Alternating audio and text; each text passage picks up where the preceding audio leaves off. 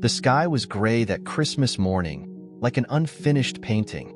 John, 74 years old, sat at the edge of his old armchair by the window, looking out at the world without really seeing it. The cup of coffee in his hands had gone cold, but he didn't even notice. Outside, the wind gently made the trees sway, and the snow fell as if it were covering everything in silence. The house was empty, and the silence wasn't the comfortable kind. It was a heavy, suffocating silence that seemed to cling to the walls, reminding John that once again, he was alone this Christmas. 10 years. 10 long years since Eleanor, his wife, had passed. Since then, Christmases were just another date on the calendar, marked by rushed visits from his children, who brought generic gifts and forced smiles before returning to their busy lives. This year, not even that. Just a text message wishing him Merry Christmas. He sighed, getting up with difficulty. The wooden floor creaked under his steps as he grabbed his coat and scarf. Staying inside was worse. The walls seemed full of echoes of memories he'd rather forget.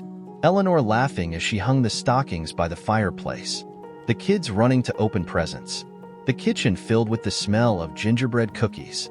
All of that now felt as distant as a dream. When he opened the door, the cold air hit him like a shock. The world outside was white, clean, as if the snow had erased everything. He began walking through the empty streets of the village.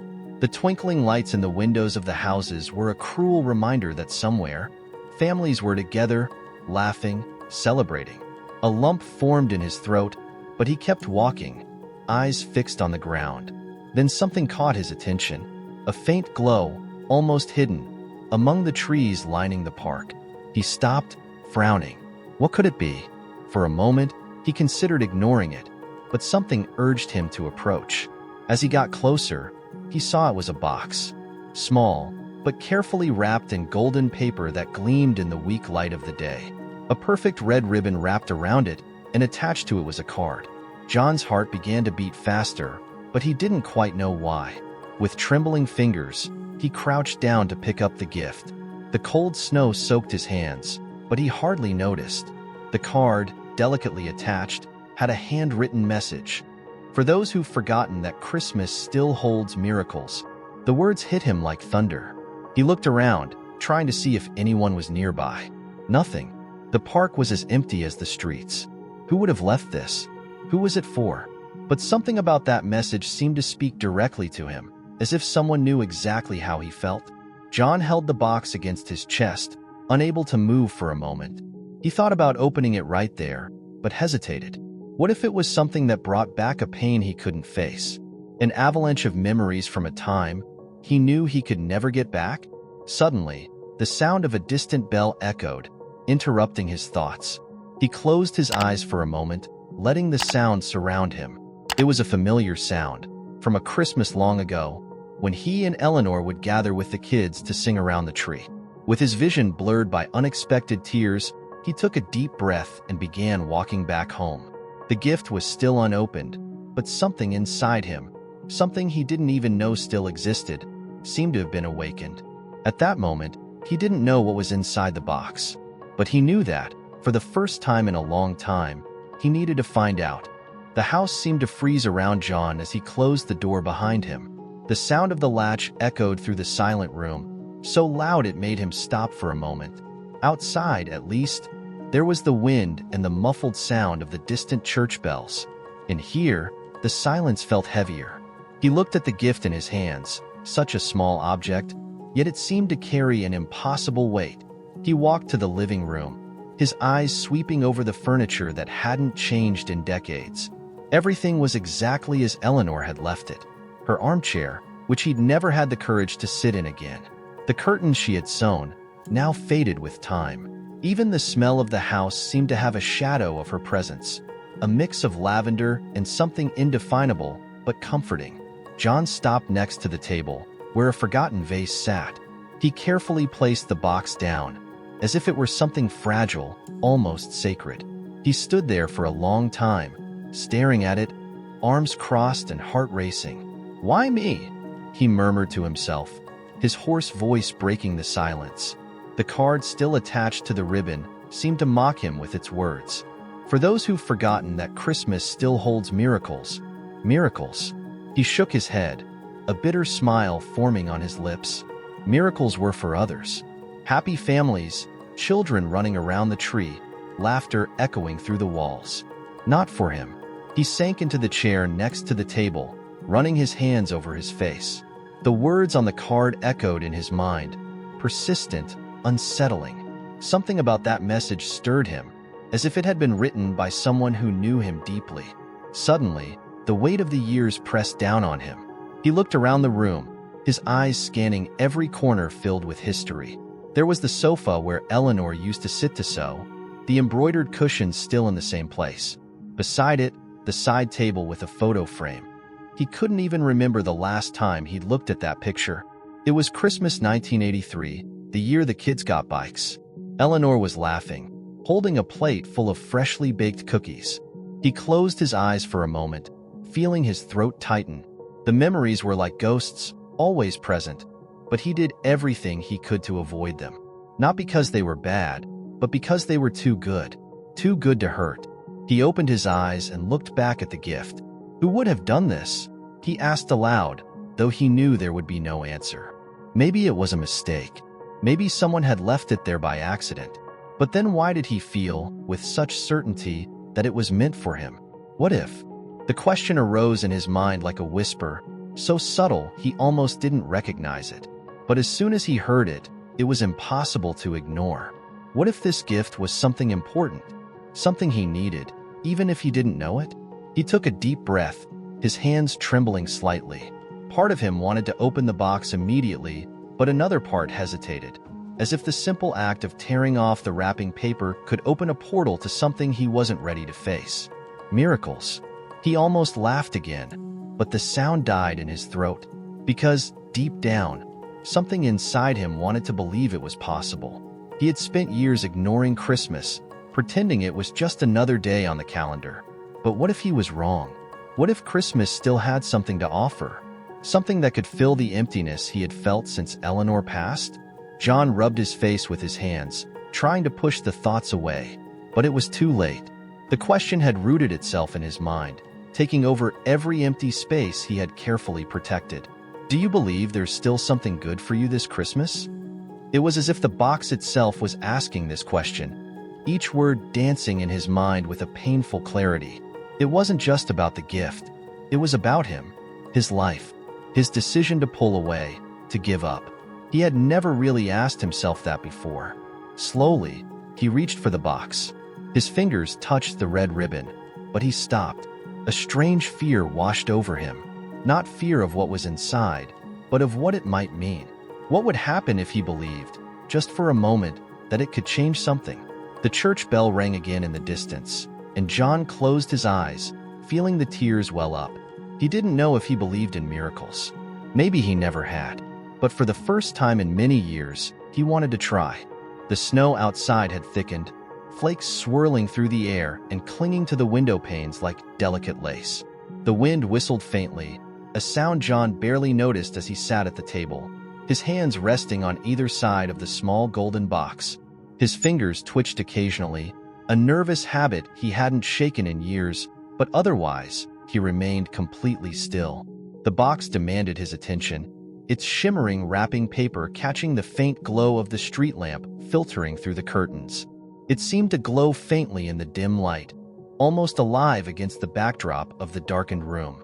The red ribbon was perfectly tied, the kind of bow that only someone patient and meticulous would bother to make.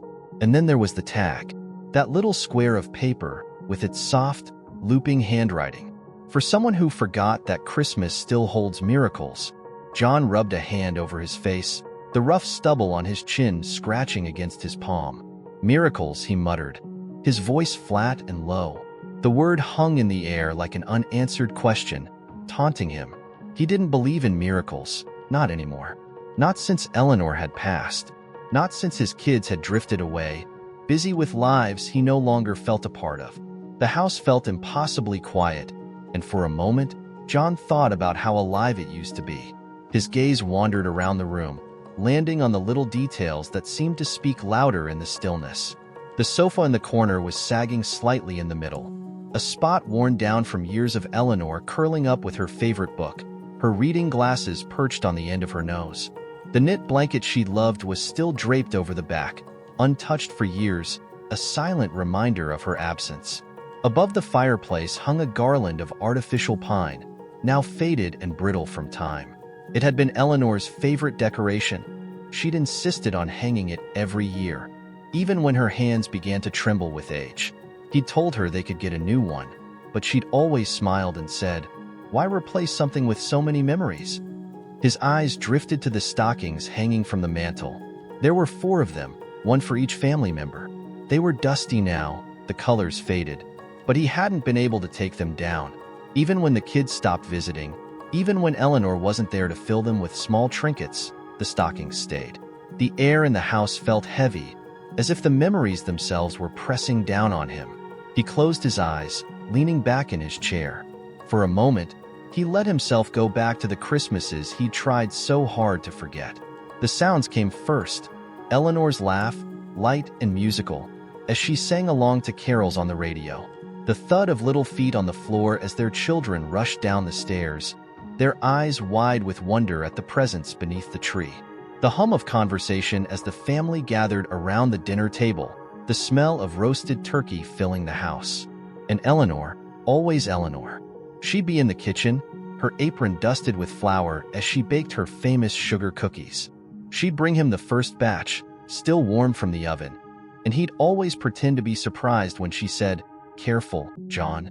They're hot." A sharp pang of longing twisted in his chest, pulling him out of the memory. He opened his eyes quickly, as if by doing so, he could push the past back where it belonged. But the ache lingered, heavy and unavoidable. His gaze fell back to the box. It hadn't moved, of course, but it seemed more significant now, almost as if it were watching him. "Why now?" he whispered, his voice cracking slightly. "Why this?" The snow outside began to fall harder, the flakes swirling chaotically under the glow of the street lamp. It was a storm now, though the house felt untouched by its fury. Inside, everything was still, save for the soft tick of the old clock on the wall. John's hand hovered over the box, trembling slightly. He didn't touch it, not yet. It wasn't the box itself that scared him. It was what it represented. For years, he'd lived in the shadow of the past, content to let the days blur together. The idea of hope, of feeling something other than this dull, aching loneliness, was almost too much to bear. What if the box held something that reminded him of what he'd lost? What if it made him hope for something he could never have again? But then, what if it didn't? That thought whispered through his mind, persistent and quiet. What if the box held something unexpected? Something that could make him feel anything at all? The question was louder now, impossible to ignore. He stared at the ribbon, at the tag with its hauntingly simple words. He could almost hear Eleanor's voice, gentle and teasing. "Don't overthink it, John. Just open it." He let out a breath he hadn't realized he was holding, leaning forward in his chair. His fingers brushed against the ribbon, and for a moment, he thought he might pull it. But he didn't. Not yet.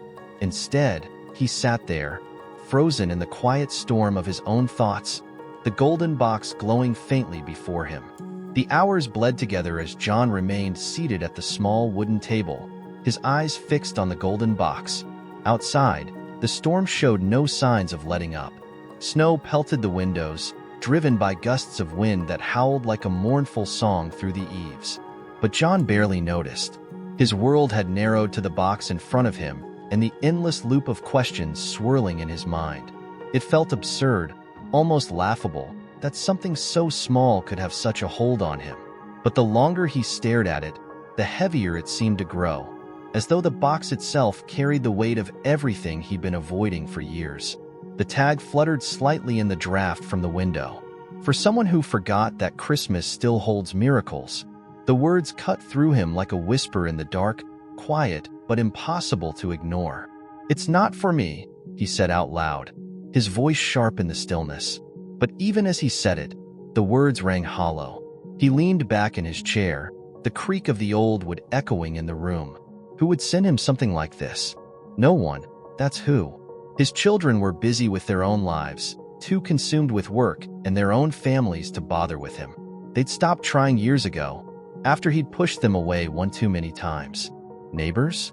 He doubted any of them even knew his name. "It's just a mistake," he muttered, though the thought didn't bring him the comfort he'd hoped it would.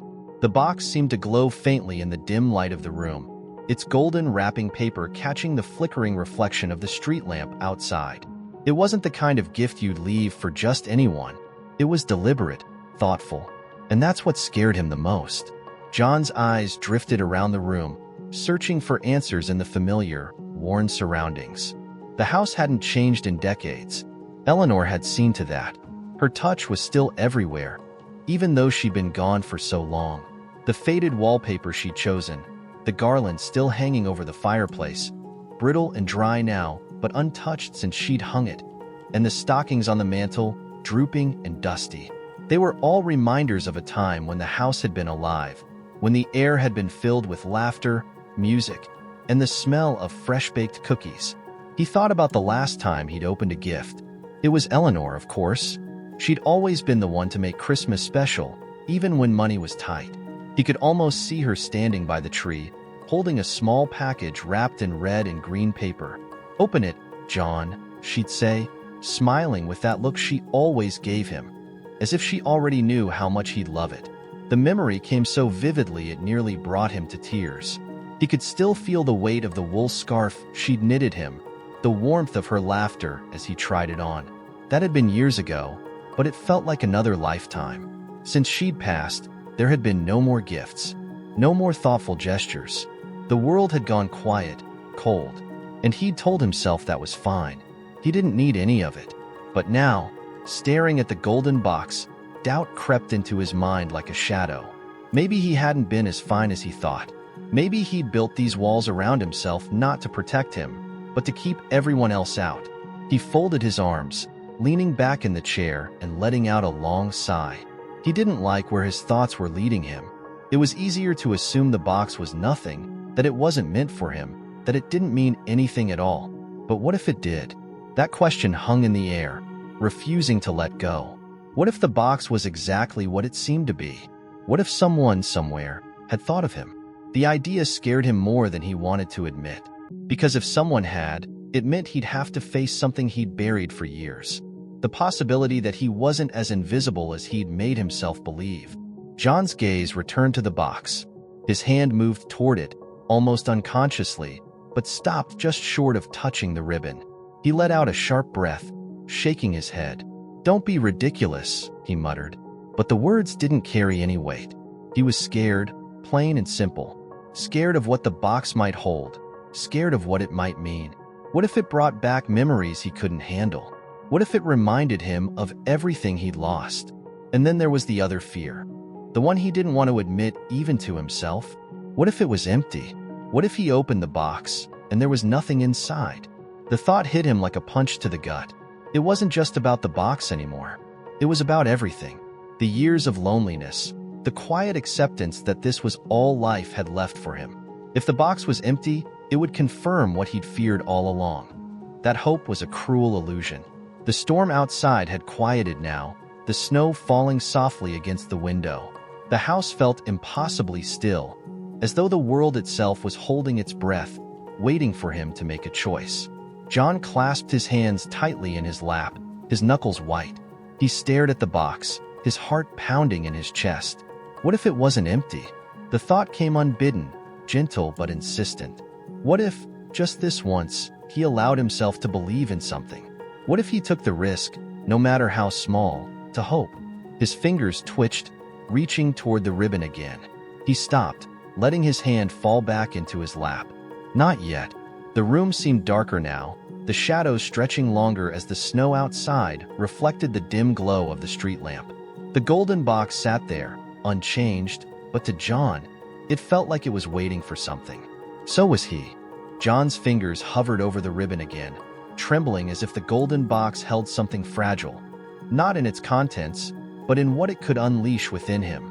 The room felt colder now, even though the old radiator in the corner hissed faintly, sending uneven warmth into the air.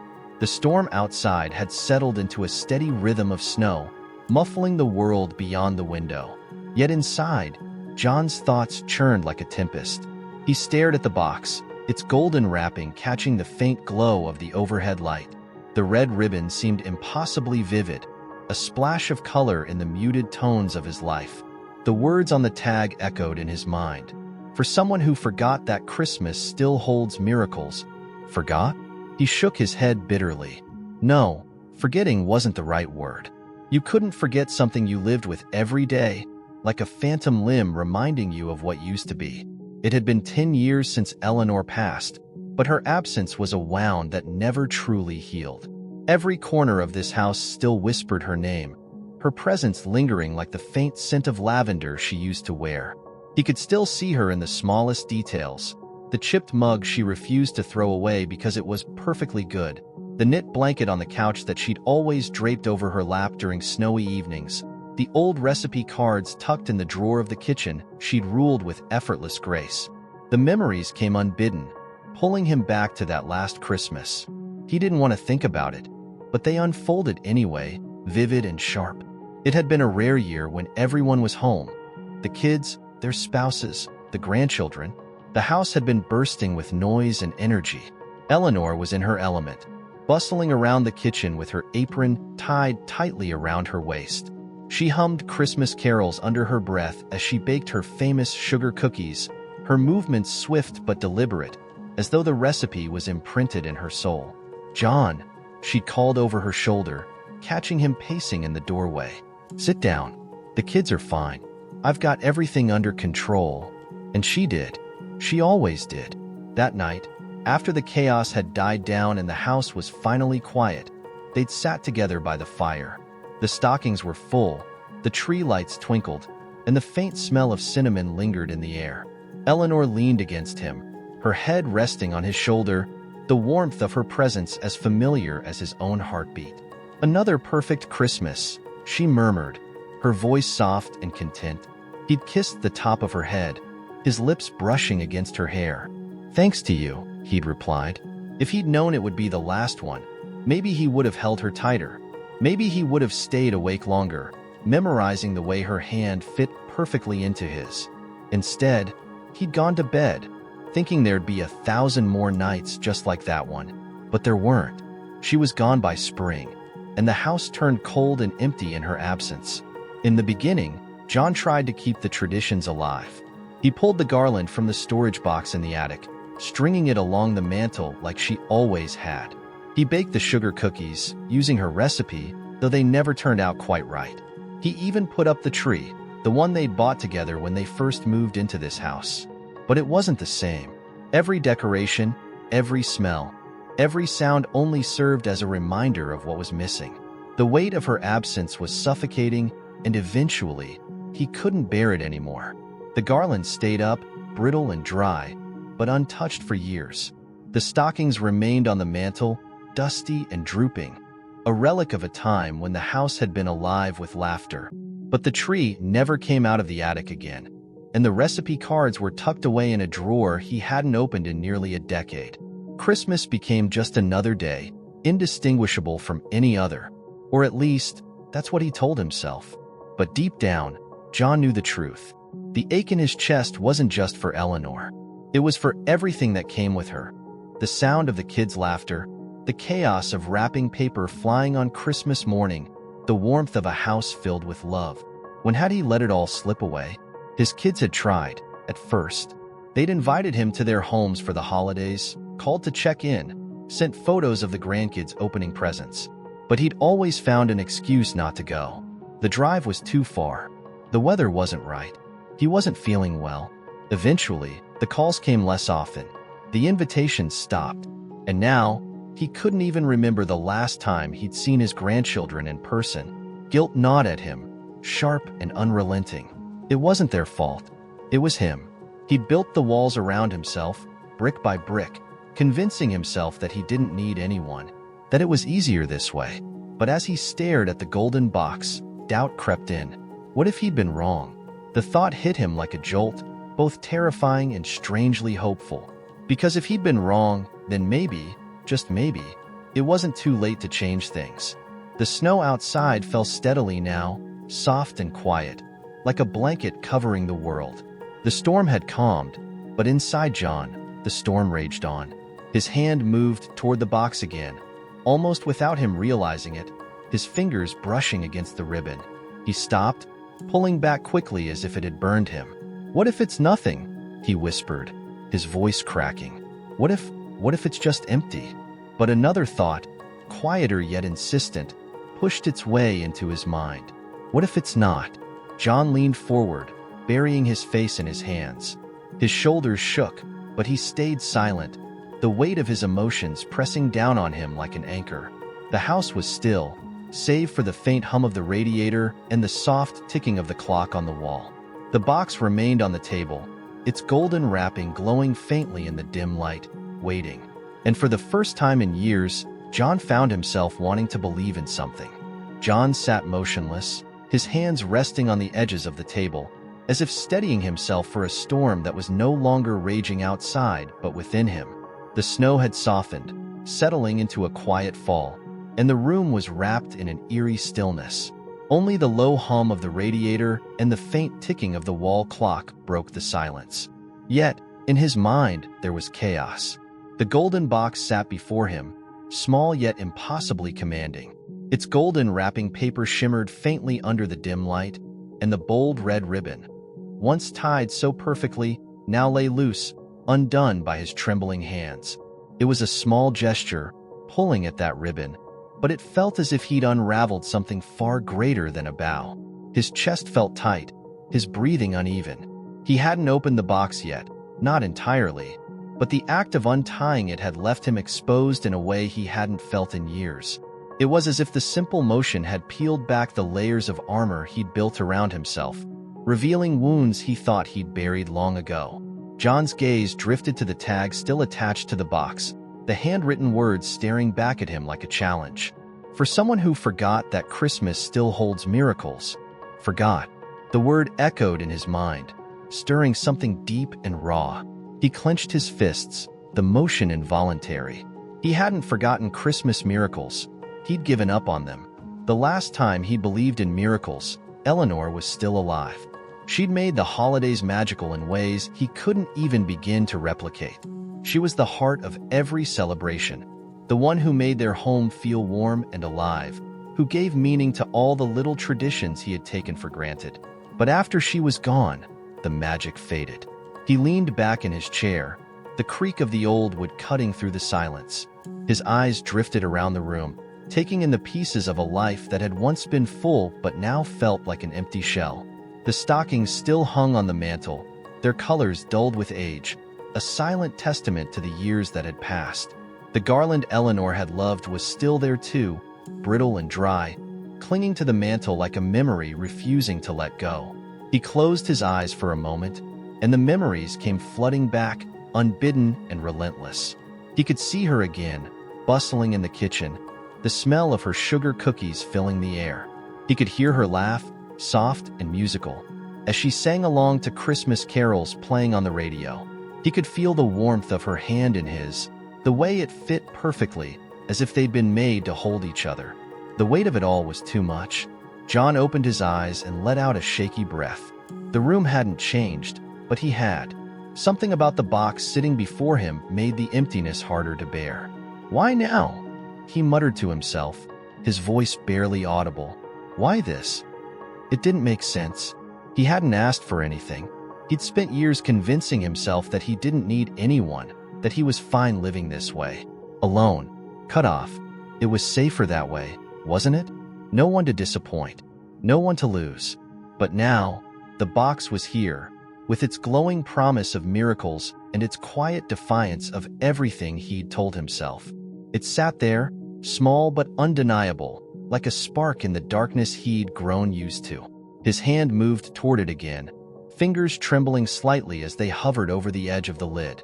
He stopped, pulling back at the last second, his jaw tightening.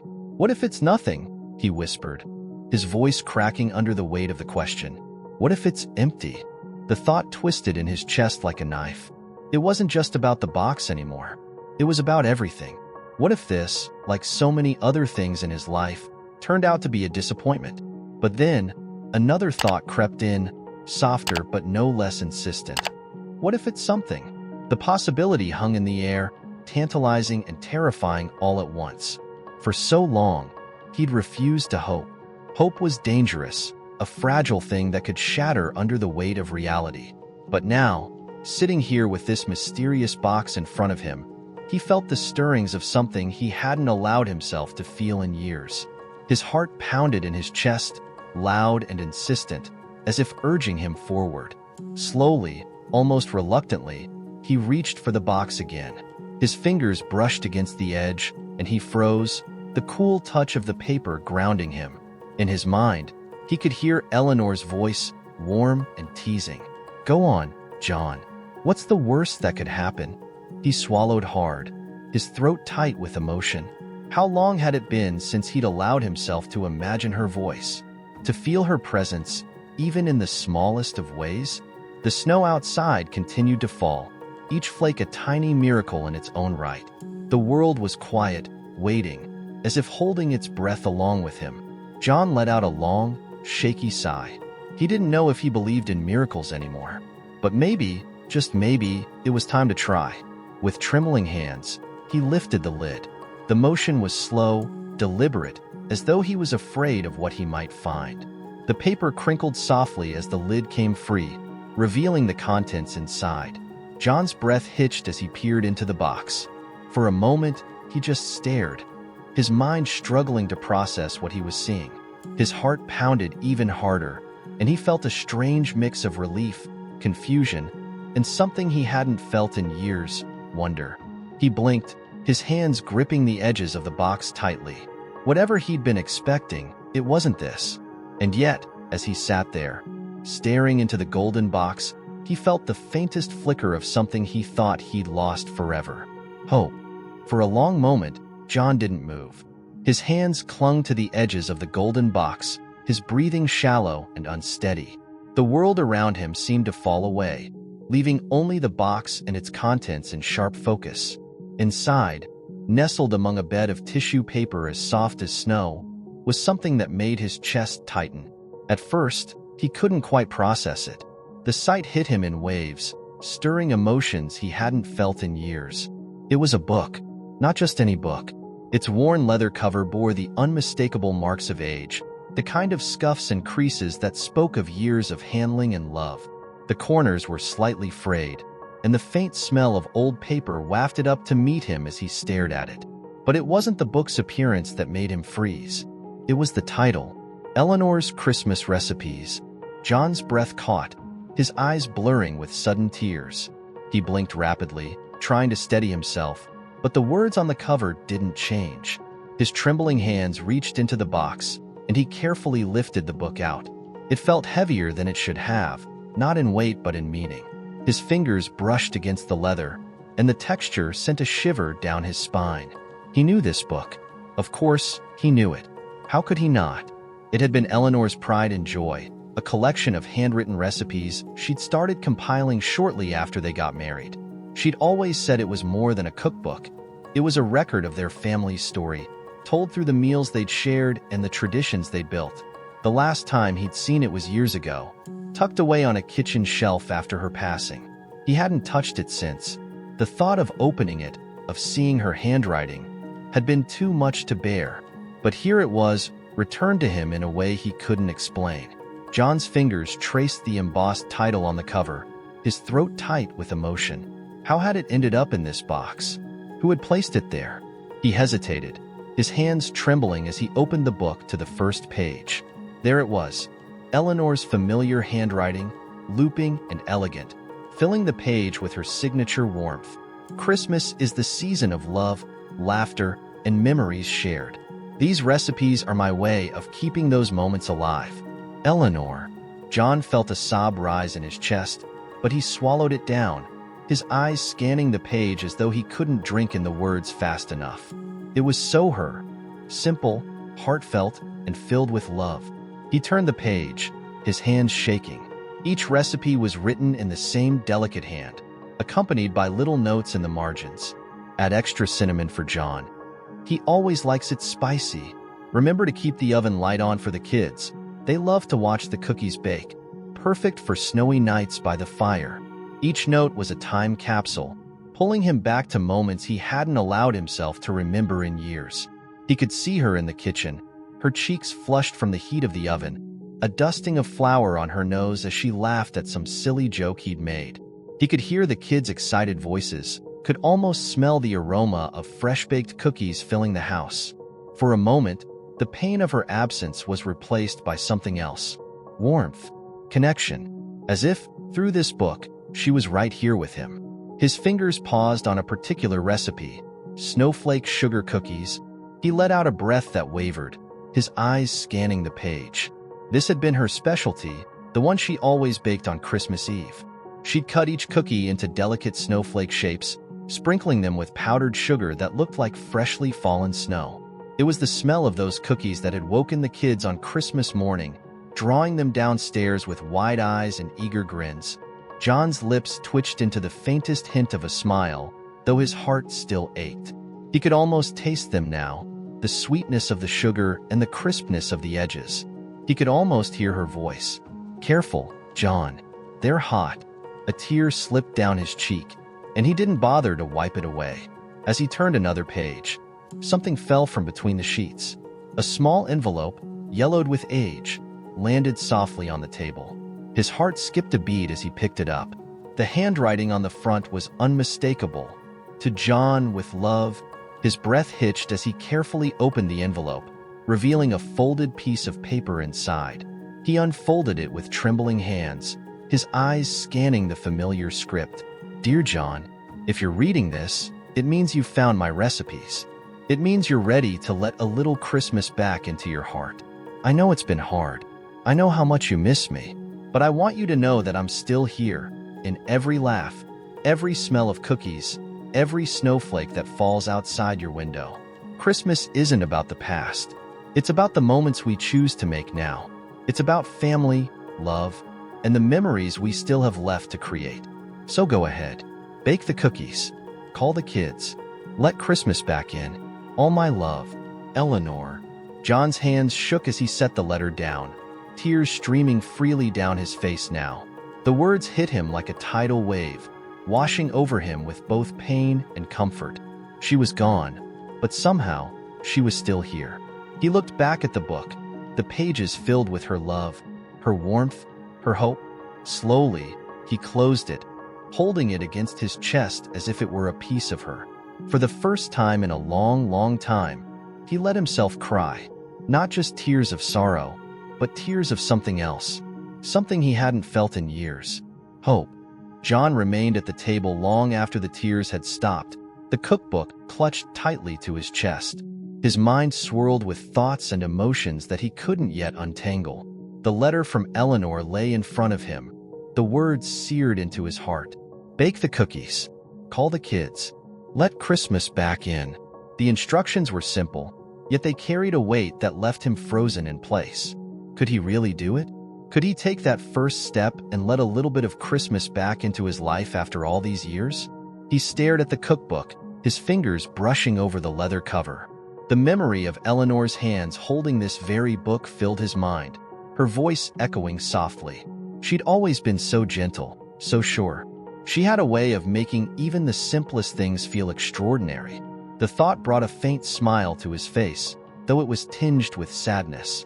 She was gone, but she'd left this for him.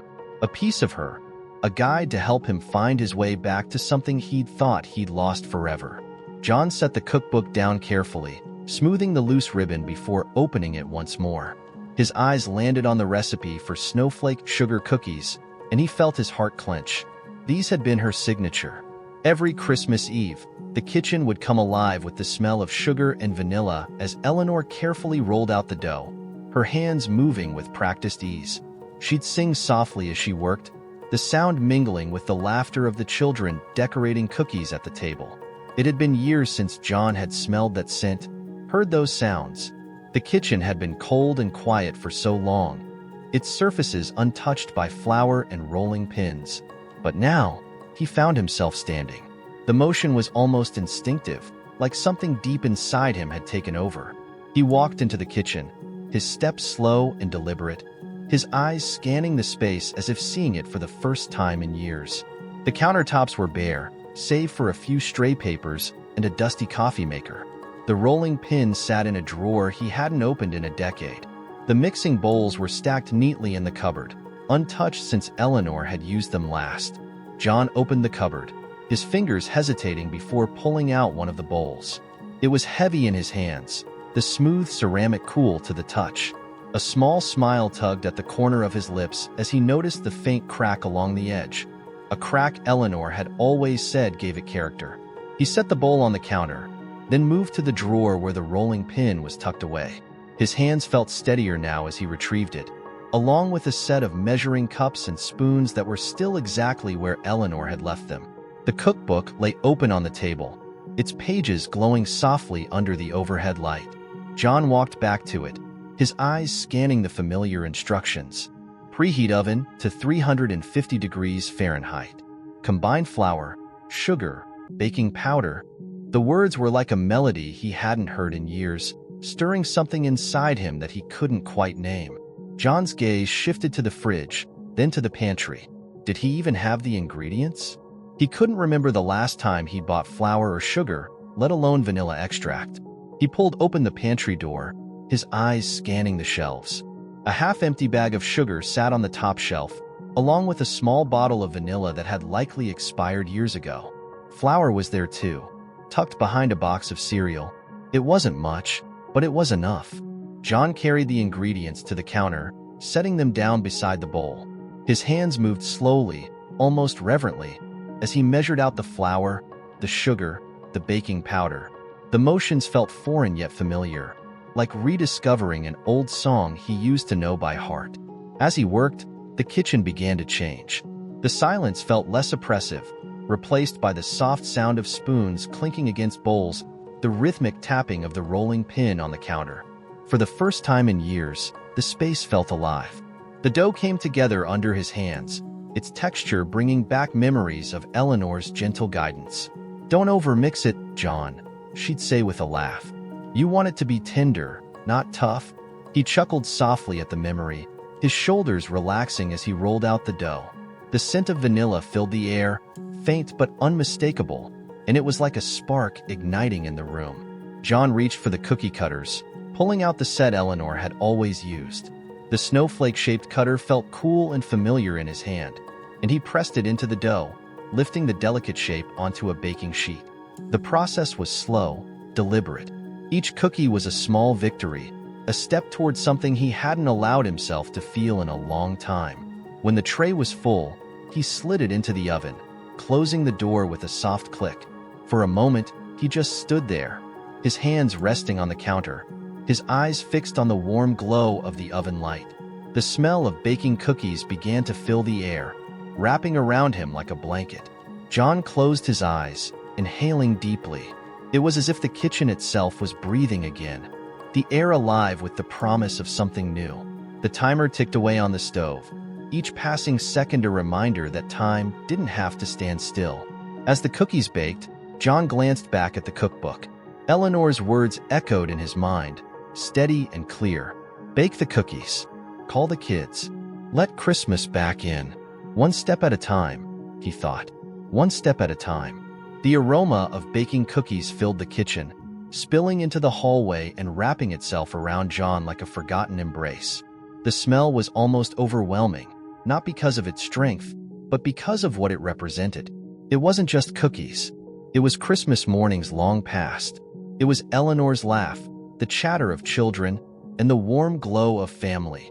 John stood by the oven, staring through the small glass window as the snowflake-shaped cookies slowly turned golden. The soft hum of the oven was the only sound in the house, but it no longer felt like silence. It felt like something was stirring, breaking through the quiet that had settled over his life for so many years. He glanced back at the cookbook lying open on the table. Eleanor's handwriting stared up at him, a steady presence that felt both comforting and bittersweet. "Bake the cookies. Call the kids. Let Christmas back in." The timer on the stove beeped, breaking his thoughts. John reached for a dish towel, wrapping it around his hand as he opened the oven door. A wave of warm air washed over him, carrying with it the scent of sugar and vanilla. His heart quickened as he carefully pulled the tray out and set it on the counter. The cookies were perfect. Each snowflake was delicately shaped, the edges crisp but not burnt, the tops a soft golden brown. For a moment, John just stared at them, his hands resting on the counter. He could hardly believe he'd done it. A faint smile tugged at his lips, and he let out a quiet laugh. "Not bad for an old man," he murmured to himself. He reached for a small sieve, scooping a bit of powdered sugar into it. As he tapped the side, a fine dusting of white fell over the cookies, giving them the appearance of freshly fallen snow. Eleanor would have been proud. The thought brought a lump to his throat, but it wasn't as heavy as before. The ache was still there, but it was softer now, mixed with a warmth he hadn't felt in years. He stood back, looking at the tray of cookies.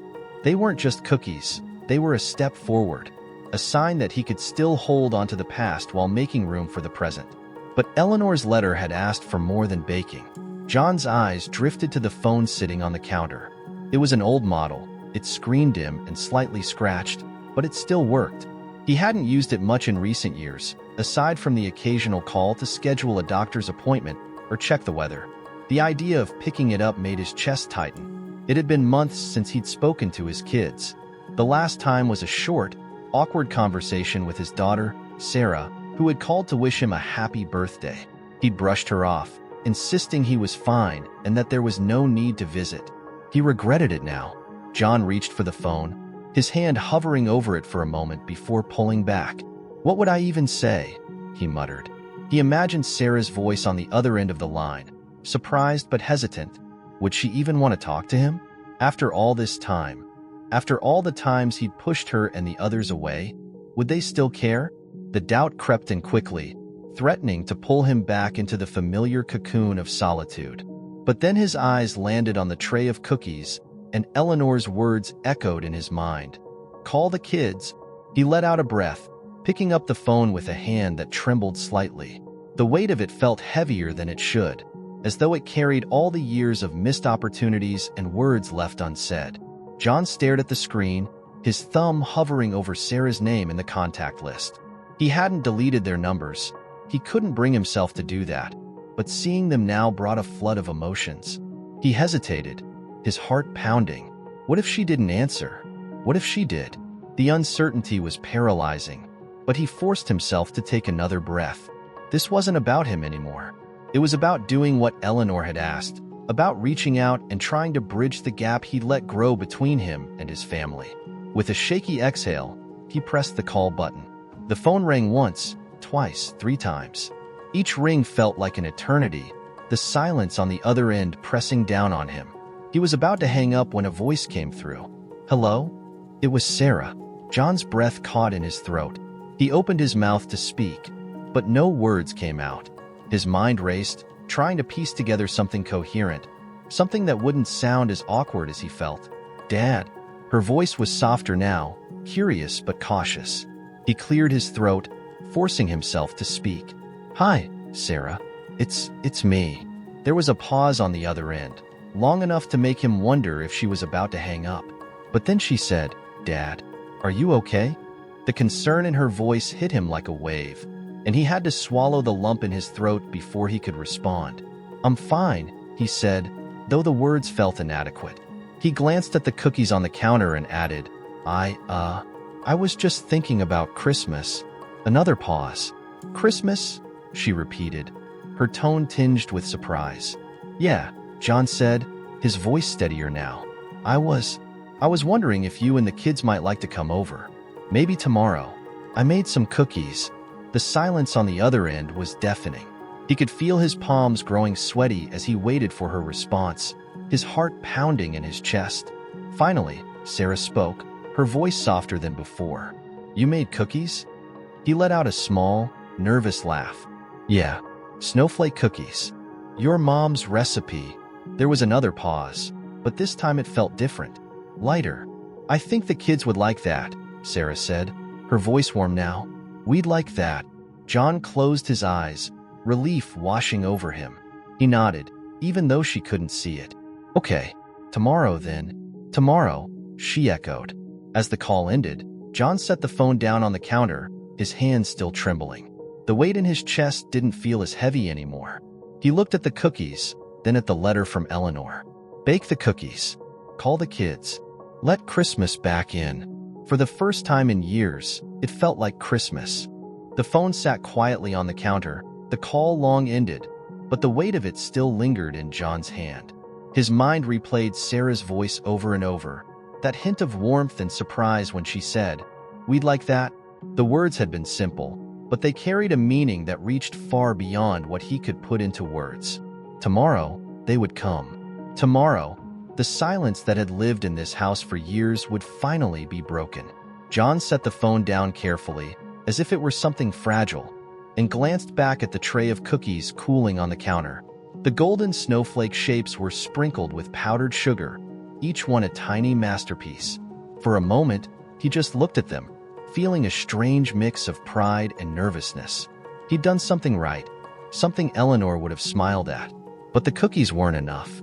The thought struck him suddenly, as his eyes roamed the quiet kitchen. The house was still too bare, too lifeless. It didn't feel like the home where his family had once laughed and gathered. It didn't look like Eleanor's house, the one she'd lovingly decorated every year, filling every corner with warmth and light. No, if the kids were coming tomorrow, the house had to feel alive again. John straightened, his hands brushing against the counter as he walked out of the kitchen. His steps were slow but purposeful as he made his way into the living room. The familiar ache in his chest surfaced as he took in the sight before him. The mantel still held the stockings, 4 of them, faded with age and sagging slightly. Above them hung a garland, brittle and dry, a shadow of its former self. It had been Eleanor's favorite decoration, and even though it had lost its luster, he'd never had the heart to take it down. He turned his gaze to the far corner of the room, where the Christmas tree used to stand. Eleanor had always insisted on a real tree, even in years when it would have been easier to put up an artificial one. She loved the smell of fresh pine, the way it filled the house and made everything feel festive. That corner had been empty for a decade. John ran a hand through his hair, letting out a slow breath. "This won't do," he muttered, his voice breaking the heavy silence. Turning toward the hallway, he climbed the stairs to the attic. Each step creaked beneath his weight, the air growing colder as he ascended. He hadn't been up here in years, not since Eleanor's last Christmas. The attic was dimly lit, the single bulb casting faint shadows over the stacked boxes and forgotten keepsakes. Dust clung to everything, the air thick with the smell of age and time. John scanned the rows of boxes, his eyes catching on one marked in faded handwriting. Christmas lights.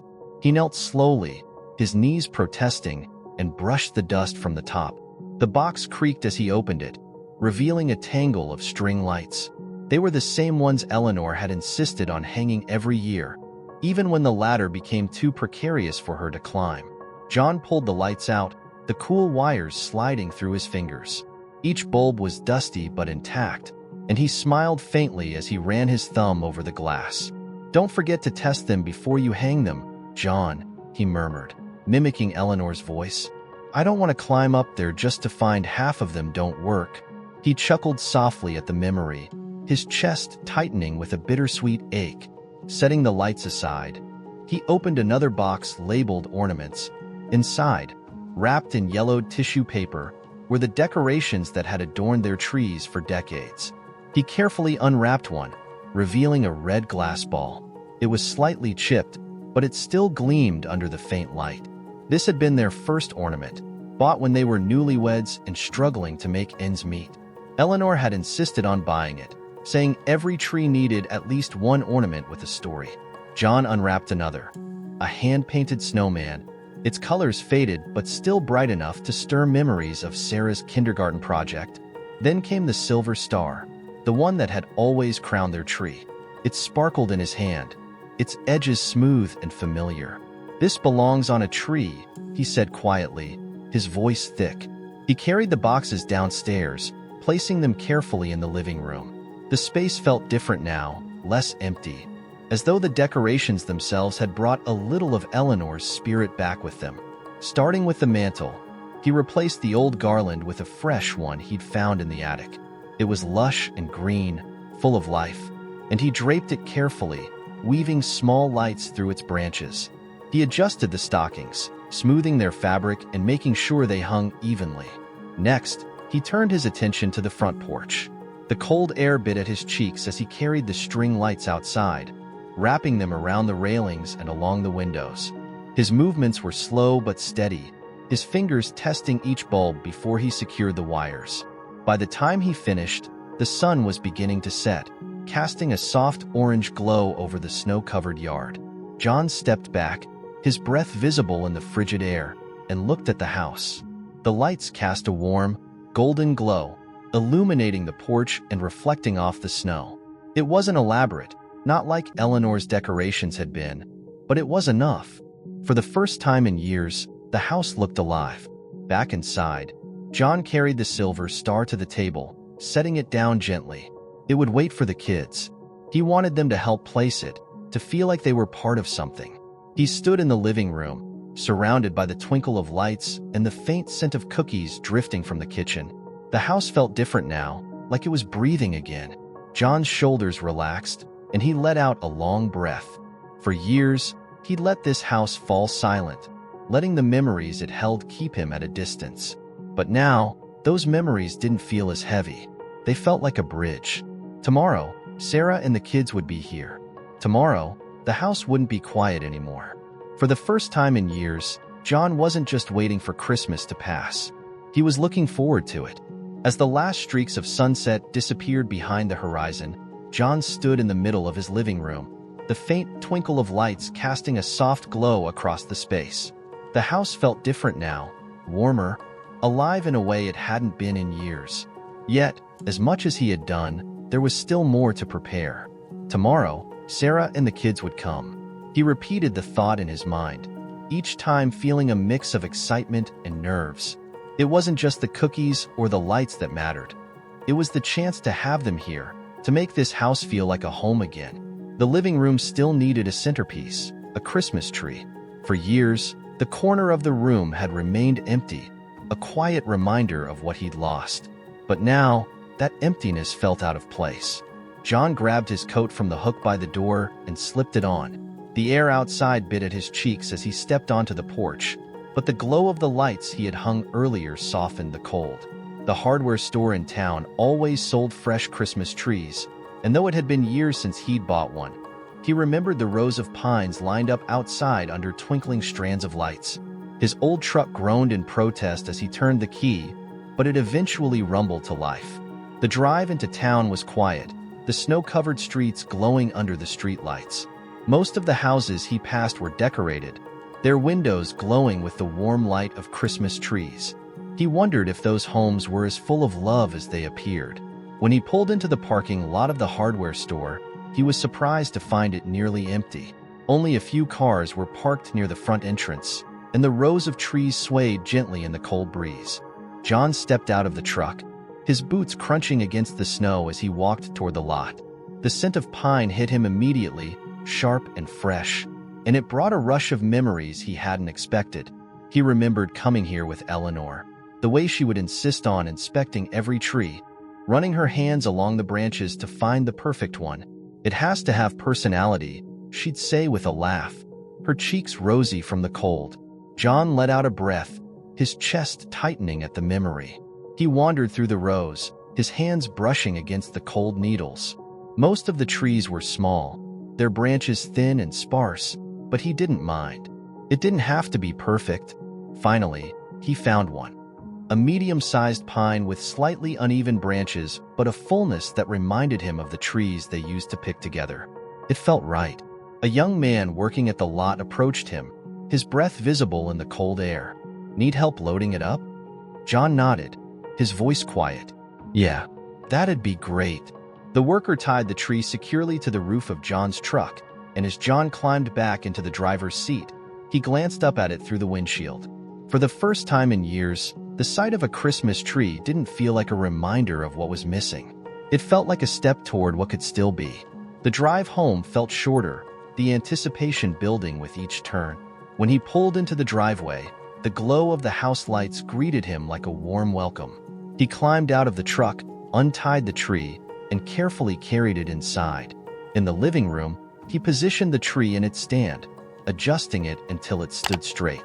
The smell of fresh pine filled the air, mingling with the faint sweetness of the cookies still cooling in the kitchen. John stepped back, hands on his hips, and surveyed his work. The tree was bare, but its presence alone filled the room with a sense of possibility.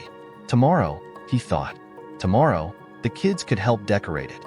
Satisfied, he moved to the kitchen. The cookbook was still open on the counter, Eleanor's familiar handwriting guiding his next steps. He flipped through the pages, his eyes scanning the recipes for ideas. It wasn't just cookies he needed.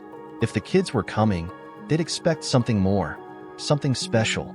He decided on her classic hot cocoa, a recipe she had perfected over the years. He could already hear her voice in his mind. The secret is a pinch of cinnamon. It makes all the difference. John gathered the ingredients, his hands moving with a confidence that surprised him. Cocoa powder, sugar, milk, a dash of cinnamon. He followed her instructions carefully, stirring the mixture over the stove until the rich aroma filled the kitchen. When it was ready, he poured a small cup for himself and carried it to the living room. The warmth of the mug seeped into his hands as he sat down on the couch, his gaze drifting to the tree. The house was quiet again, but it no longer felt empty. The lights twinkled softly, casting faint shadows across the walls. The air smelled of pine and cocoa, and for the first time in years, John felt like he belonged here. He sipped the cocoa slowly, letting the warmth spread through him. His mind wandered to tomorrow, imagining the kids running through the house, their laughter filling the air. He pictured Sarah's smile, the way her eyes would light up when she saw the decorations. And in the corner of his mind, he could see Eleanor, watching from the edge of the room, her expression soft and proud. "I hope I'm doing this right," he whispered, his voice barely audible. The silver star sat on the table beside him, catching the light from the tree. It would wait for tomorrow, for the moment when they could all place it together. As he finished his cocoa, John leaned back, letting out a long breath. The nervousness in his chest had eased, replaced by a quiet sense of peace. Tomorrow was coming, and for the first time in years, he felt ready. The first light of dawn stretched softly across the living room, bathing the space in hues of gold and pink. The Christmas lights twinkled faintly in the early morning glow, their gentle illumination making the house feel warm, alive, and ready. John stirred on the couch, the throw blanket slipping off his shoulder. For a brief moment, as he blinked at the glowing tree in the corner, he felt a pang of disorientation. Then, the memories of the night before settled over him like a comfortable weight. The cookies, the decorations, the silver star waiting on the table. Everything came back, and with it, a flicker of nervous anticipation. He sat up slowly, rubbing his hands over his face. The smell of pine lingered in the air, mingled faintly with the remnants of last night's cocoa. Today was the day. For years, Christmas mornings had been just like any other day. He'd barely acknowledged the holiday, letting it pass quietly while the world outside celebrated. But this morning was different. There was an energy in the air, a sense of movement and purpose that made him feel restless. He stood, rolling his shoulders to ease the stiffness from a night on the couch. The clock on the wall read 6:15 a.m., early enough to give him plenty of time to prepare before Sarah and the kids arrived. The kitchen greeted him with the soft glow of morning light filtering through the curtains. The cookbook lay open on the counter, Eleanor's handwriting as steady and familiar as ever. John traced his fingers lightly over the page, his eyes settling on a recipe he hadn't seen in years. Holiday pancakes. A memory surfaced, clear and vivid. Eleanor standing at the stove, flipping pancakes with a practiced hand, while Sarah and Billy sat at the table, watching eagerly.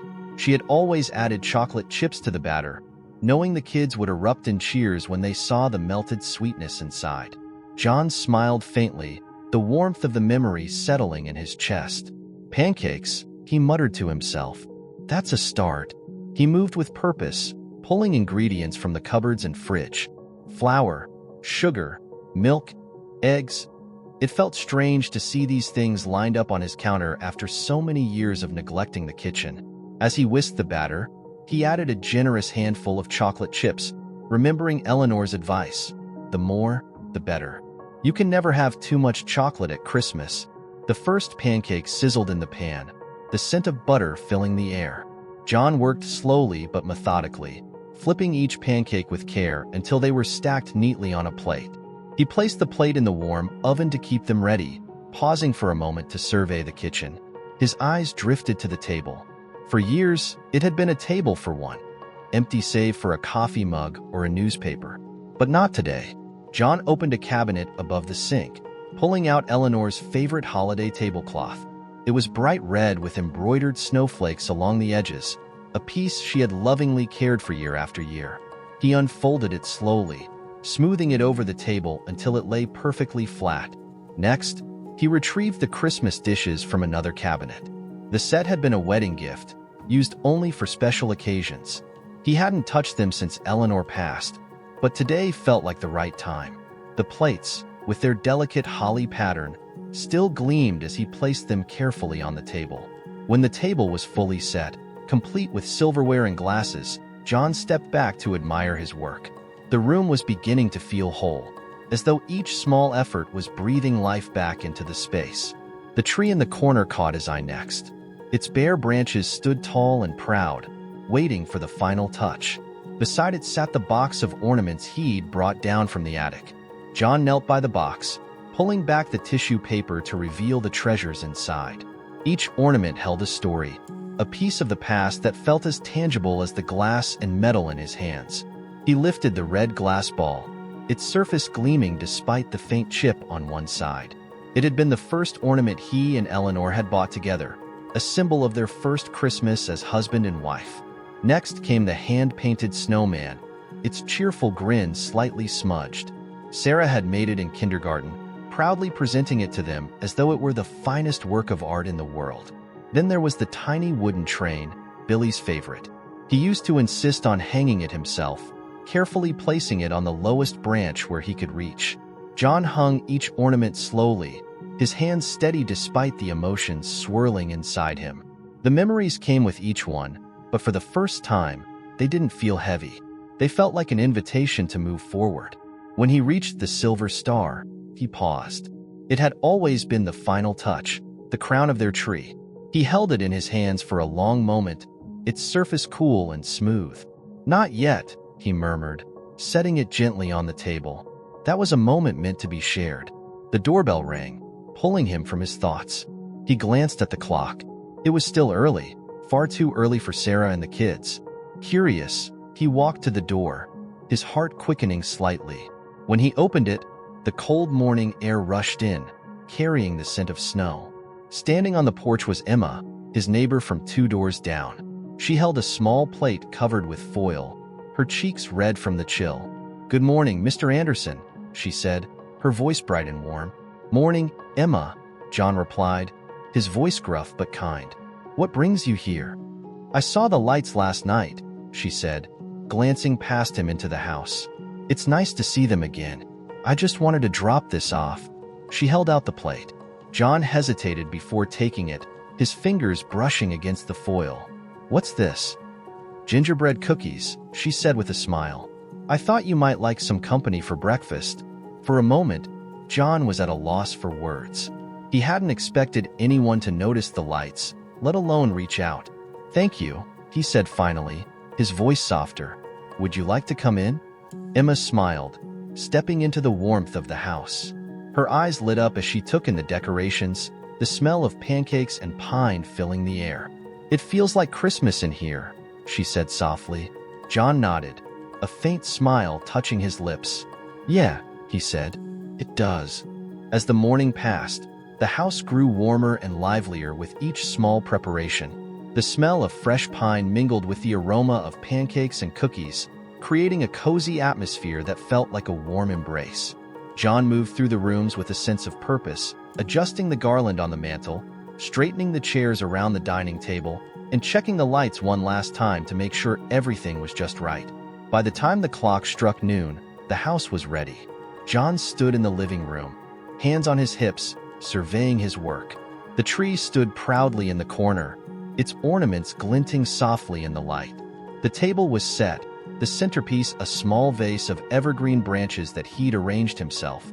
The silver star sat on a side table, waiting for its moment.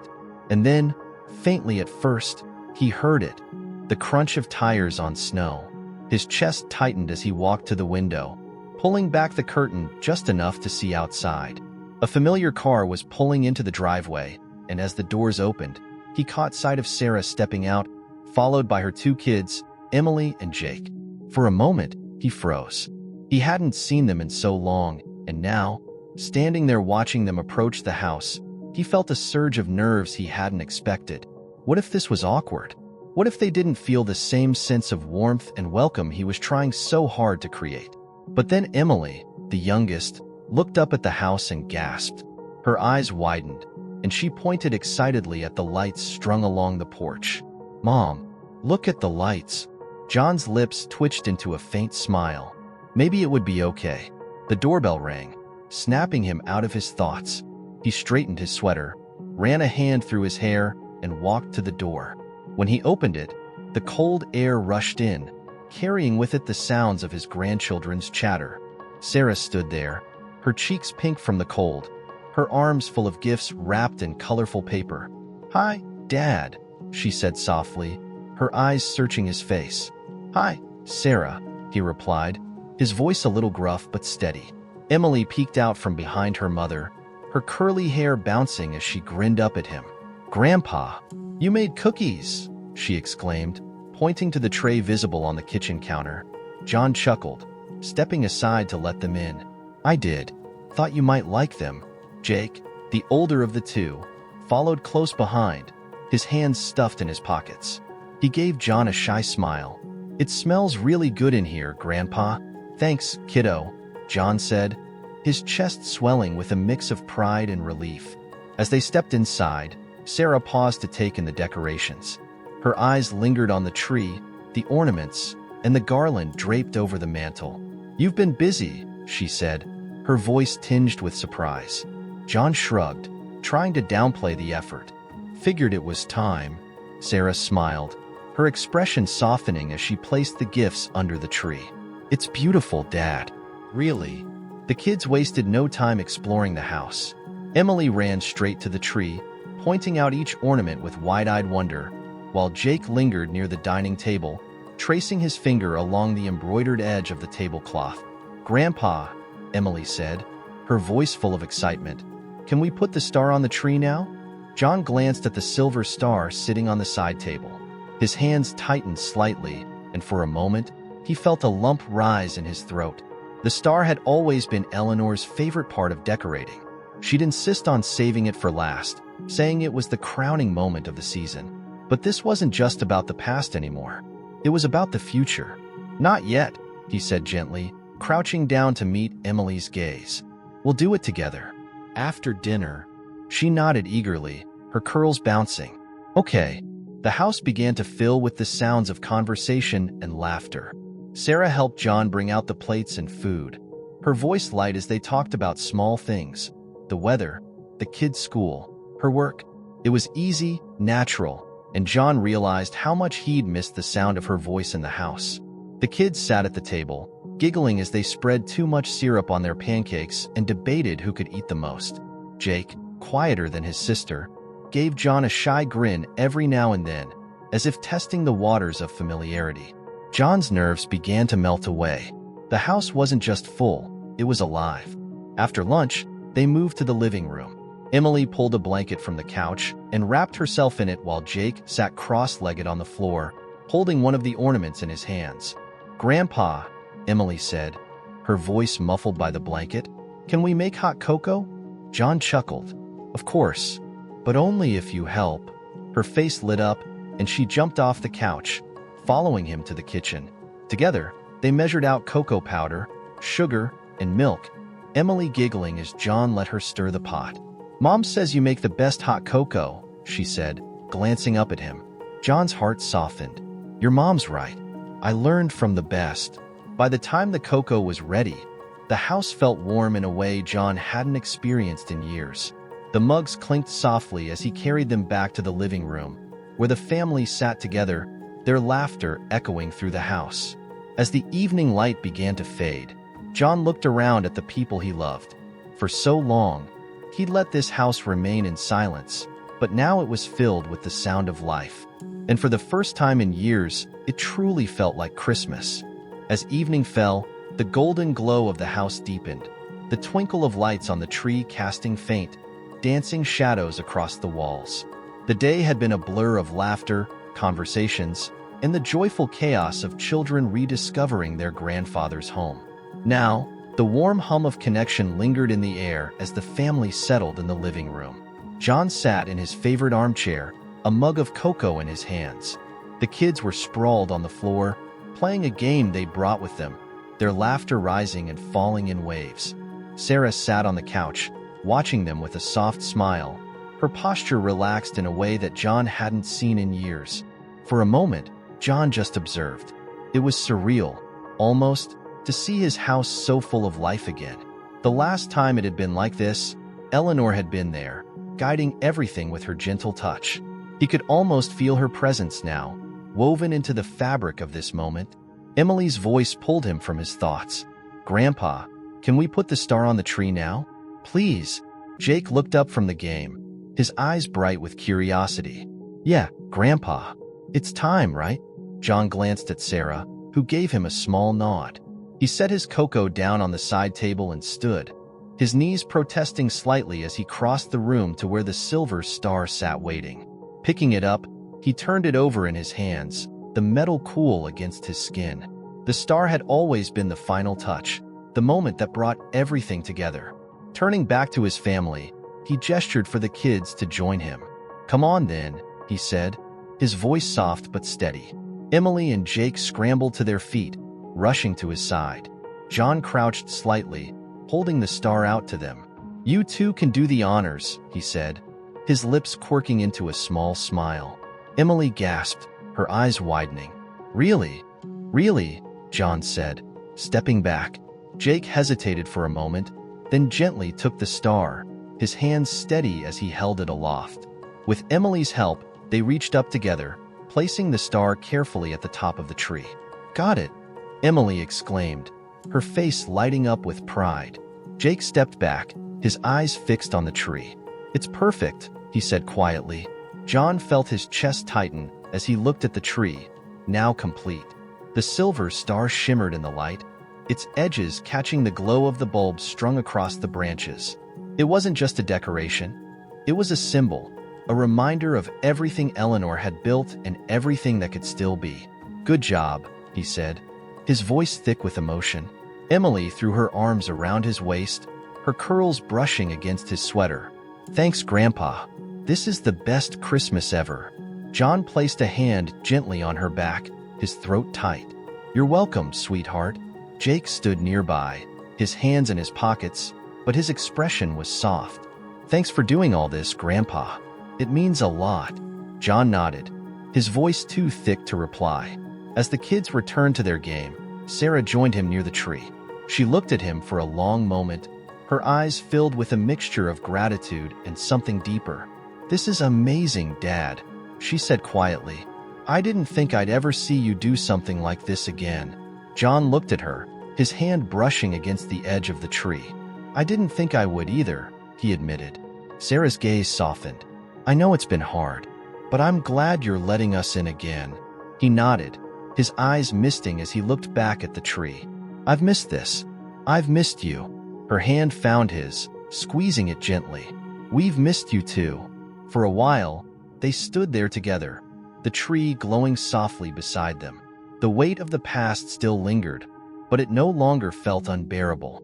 Instead, it felt like a part of the foundation they were rebuilding, piece by piece. Later that evening, the family gathered around the table for a simple dinner. The food wasn't elaborate: pancakes, cookies, and a pot of Eleanor's hot cocoa, but it was enough. The conversation flowed easily, punctuated by the kids' giggles and Sarah's laughter. At one point, Emily held up a cookie, the powdered sugar dusting her fingers. "Grandpa, did you make these?" John nodded, his smile faint but proud. I did. Your grandma's recipe. They're the best, Emily declared, taking a big bite. Jake nodded in agreement, his mouth full. Really good, Grandpa. John's heart swelled. I'll teach you how to make them one day, he said, his voice steady. After dinner, they gathered in the living room again. John pulled out an old photo album from the shelf, its leather cover worn from years of use. The kids crowded around him as he opened it, pointing excitedly at the pictures inside. Is that you, Grandpa? Jake asked, his finger hovering over a photo of a younger John standing in front of a Christmas tree.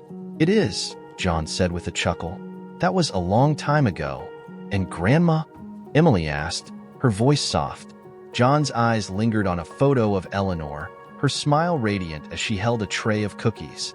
Yeah, he said quietly. That's her. The room grew quiet for a moment, the weight of her absence settling gently over them. But it wasn't a heavy silence. It was filled with love and memory, a reminder of everything she'd given them. Jake broke the silence, his voice curious. Grandpa, can we take a picture with the tree, like in the old photos? John smiled, his throat tightening again. Of course. Let's do that. Sarah fetched her phone, and they gathered in front of the tree. John stood in the middle, Emily and Jake on either side of him, and Sarah holding the camera. Say Merry Christmas, she called. Merry Christmas. They chorused, their voices bright. The flash lit up the room for a moment, capturing the glow of the tree, the warmth of the family, and the quiet joy that had begun to fill John's heart. As the evening deepened, the house grew quiet, settling into a peaceful rhythm. The crackling fire in the hearth was the only sound, its warmth radiating out to where Emily and Jake lay curled up on the living room floor. Their whispered giggles from earlier had faded into soft breaths, the rise and fall of their chests visible beneath the blankets they'd gathered. John sat in his armchair, a faint smile on his face as he watched his grandchildren sleep. Emily had insisted on being closest to the Christmas tree, her small hand resting near one of the lower branches, as though she were guarding it in her dreams. Jake, quieter and more reserved, had nestled near the fireplace, his face serene in the flickering light. On the couch, Sarah sat with her legs tucked beneath her, cradling a mug of cocoa. She looked relaxed, more at ease than John had seen her in years. She followed his gaze to the children and smiled softly. They're so happy, she murmured, her voice warm. John nodded, his throat tightening. It's been too long since I've seen them like this, he admitted. Sarah turned her head toward him, her expression thoughtful. They've missed you, you know. We all have. The words settled heavily between them, but they weren't accusatory. They carried a quiet longing, a reminder of the years that had slipped away. I know, John said, his voice low. He leaned forward, resting his elbows on his knees. I didn't know how to fix it. I thought maybe it was too late. It's not, Sarah said firmly. She set her mug down on the coffee table and reached over, placing her hand on his. It's not too late, Dad. Look around you. John followed her gaze, taking in the room. The glowing tree, the stockings hung neatly on the mantel, the faint smell of cookies still lingering in the air. His heart ached, but not with the sharp pain of loss he'd carried for so long. This ache was different, softer, filled with hope. You did this, Sarah continued, her voice gentle. You brought us back together. John looked at her, his eyes glistening. I couldn't have done it without her, he said, glancing toward the silver star atop the tree. Sarah followed his gaze and nodded. Mom would be proud. She'd love this. John's chest tightened at the thought of Eleanor, her laughter echoing faintly in his memory. For years, her absence had felt like a void too vast to cross. But tonight, surrounded by his family, he realized she was still here. In the tradition she'd started, in the love she'd poured into this home, in the memories they now shared. Emily stirred slightly, pulling the blanket tighter around herself, and the sight brought a smile to John's face. Grandpa, she mumbled sleepily, her voice barely audible. This was the best day ever. John leaned back in his chair, his heart swelling. It was a pretty good day, he said softly, even though she had already drifted back to sleep. Sarah stood, stretching her arms. "I think I'll head to bed," she said quietly, careful not to wake the kids. She picked up her mug and turned to him. "Thanks for today, Dad." "For everything." John smiled at her, the warmth in his chest growing. "Good night, Sarah." She leaned down and gave his shoulder a gentle squeeze before disappearing down the hallway. Now alone, John leaned back in his chair, letting out a slow breath. The house was still, but it no longer felt empty. The quiet was different now. It was the quiet of contentment, of a home filled with love. His gaze drifted to the photos on the mantel. Eleanor's picture stood in the center, her smile as radiant as ever. Beside her was a photo of Sarah and Billy as children, their faces full of mischief and joy. John's eyes lingered on Eleanor's photo, and he felt the familiar ache of loss. But tonight, it wasn't overwhelming. It was accompanied by gratitude. Gratitude for everything she had given him, for the family she had built, for the traditions she had started. "You'd be proud of them, Eleanor," he murmured. "You'd be proud of us." He stood, his joints creaking as he moved toward the window. Outside, the snow was falling gently, each flake catching the faint glow of the streetlights. The yard was blanketed in white, pristine and untouched, as though the world itself had been renewed. He placed a hand on the cold glass, his breath fogging the window slightly. "Merry Christmas," he whispered, his voice barely audible. "And thank you." Turning back to the living room, he paused to take it all in. The tree glowed softly, its ornaments reflecting the light in tiny, colorful bursts. The stockings on the mantel hung neatly, each one a silent reminder of the family they represented. Emily and Jake lay peacefully by the fire, their small forms wrapped in warmth and comfort. John picked up the photo album from the coffee table and returned to his chair.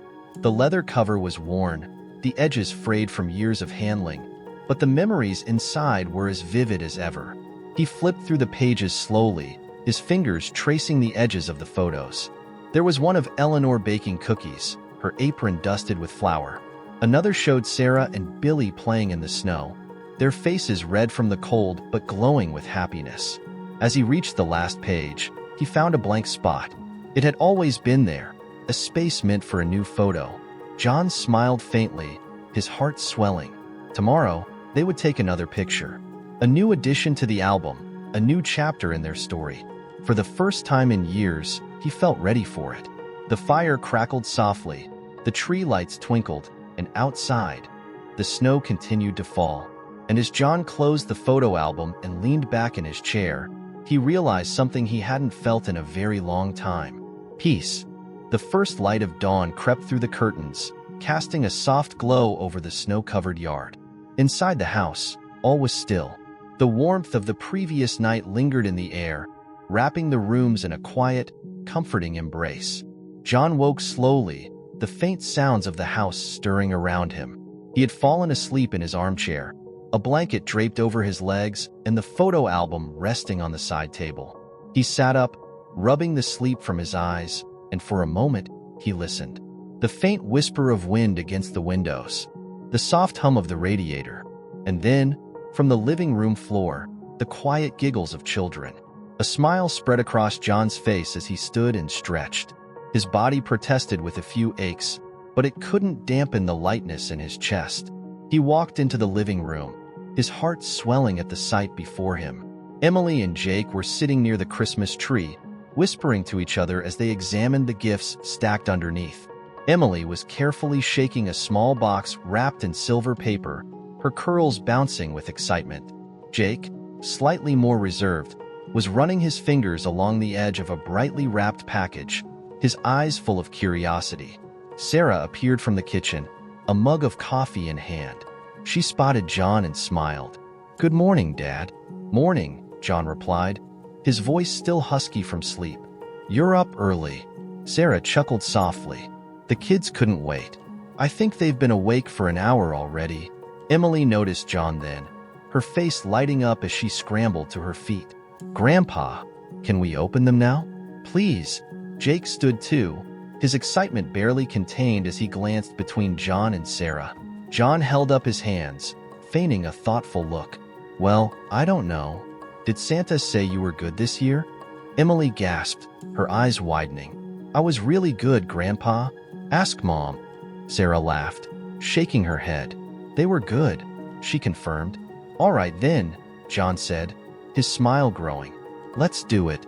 The kids didn't need to be told twice. They dove into the pile of gifts, their laughter filling the room as they tore through the wrapping paper. Emily squealed with delight as she unwrapped a doll she had been dreaming of, while Jake held up a new set of books with a grin that stretched ear to ear. John sat back in his chair, watching them with a quiet joy. He felt Sarah's hand rest gently on his shoulder, and he looked up to see her smiling down at him. Thank you, Dad, she said softly, for this. For today. John nodded, his throat tightening. It's good to have you here. Sarah moved to sit on the couch, her own mug of coffee cradled in her hands, as the kids continued their excited chatter. After the presents had been unwrapped, Emily turned to John, holding up her new doll. Grandpa, can you help me name her? John chuckled. How about Eleanor? Emily's face lit up. I love it, she exclaimed, hugging the doll tightly. Eleanor it is. Sarah's gaze met John's, her eyes glistening. That's perfect, she said softly. Jake, who had been flipping through one of his new books, suddenly looked up. Grandpa, do you think we could bake more cookies today? Like the ones we had yesterday? John smiled, his heart swelling. Of course, but only if you two promise to help. We promise, Emily said, her enthusiasm contagious. The rest of the morning passed in a blur of laughter and activity. The kids helped John in the kitchen, their hands dusted with flour and sugar as they rolled out dough and cut it into festive shapes. Emily took charge of the snowflake cookies, sprinkling them generously with powdered sugar, while Jake experimented with different shapes, creating stars and trees.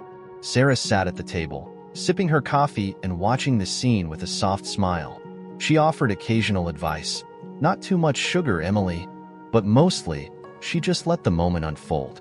By the time the cookies were baked and cooling on the counter, the house smelled of Christmas. The kitchen was a mess, but no one seemed to mind.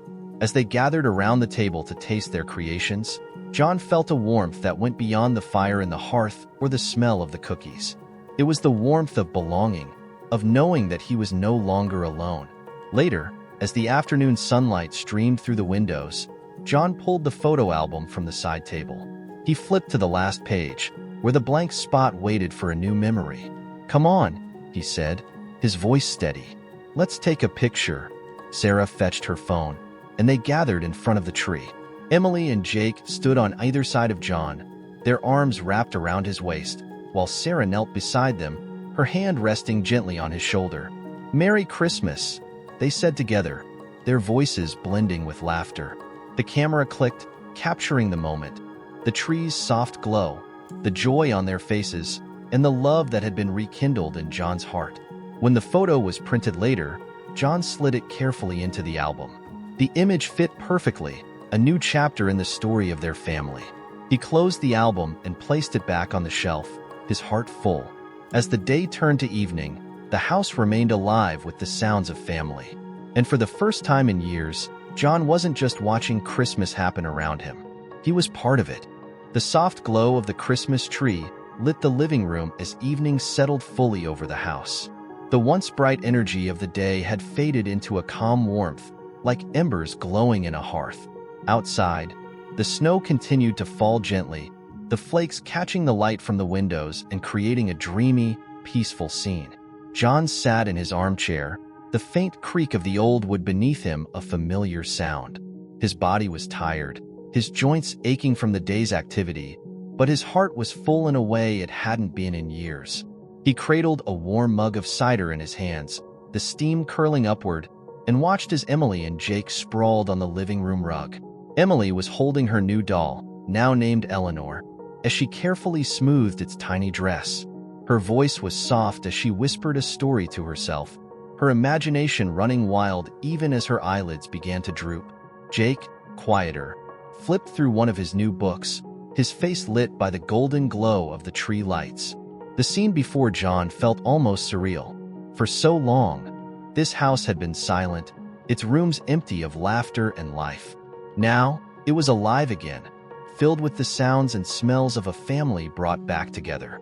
The kitchen door creaked softly, and Sarah appeared, carrying a tray with 3 mugs of warm cider. She set it down on the coffee table, handing one to John and keeping one for herself as she settled onto the couch.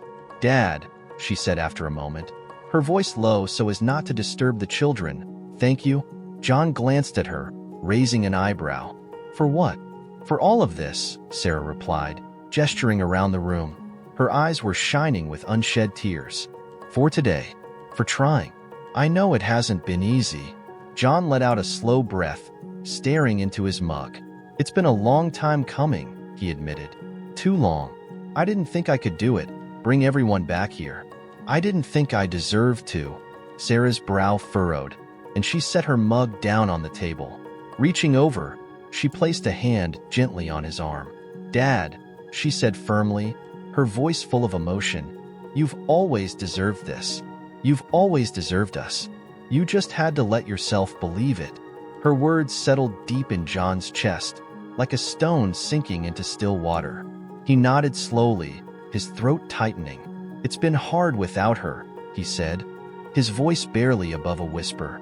Sarah squeezed his arm, her touch steady and reassuring. "I know. We've missed her too," she said. Her gaze softened as she looked at the tree, the silver star glinting faintly at the top. "But she's still here, Dad. In all of this. In everything you've done today." John followed her gaze, his eyes landing on the ornaments hanging from the branches. Each one held a story, a piece of the life he and Eleanor had built together. The red glass ball from their first Christmas, the hand-painted snowman Sarah had made as a child, the tiny train that had always been Billy's favorite. "You're right," John said after a long moment, his voice steadier now. "She is here, and I think she'd be happy with this." Sarah smiled, her own eyes glistening. "I know she would be." The two of them fell into a comfortable silence, sipping their cider as they watched the children.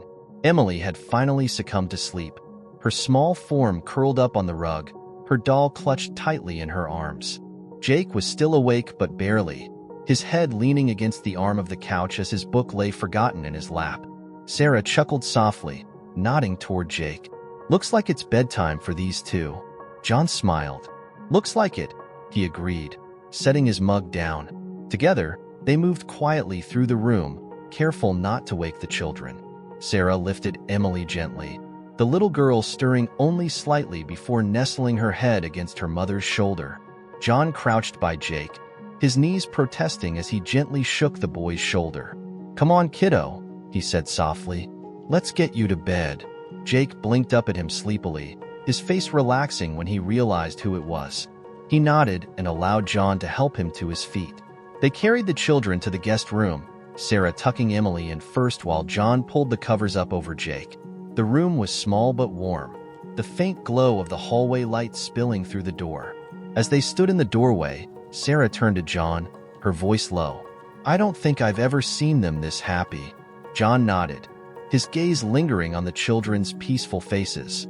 "They're good kids," he said softly. "You've done a great job with them." Sarah smiled, a faint blush rising to her cheeks. "Thanks, Dad."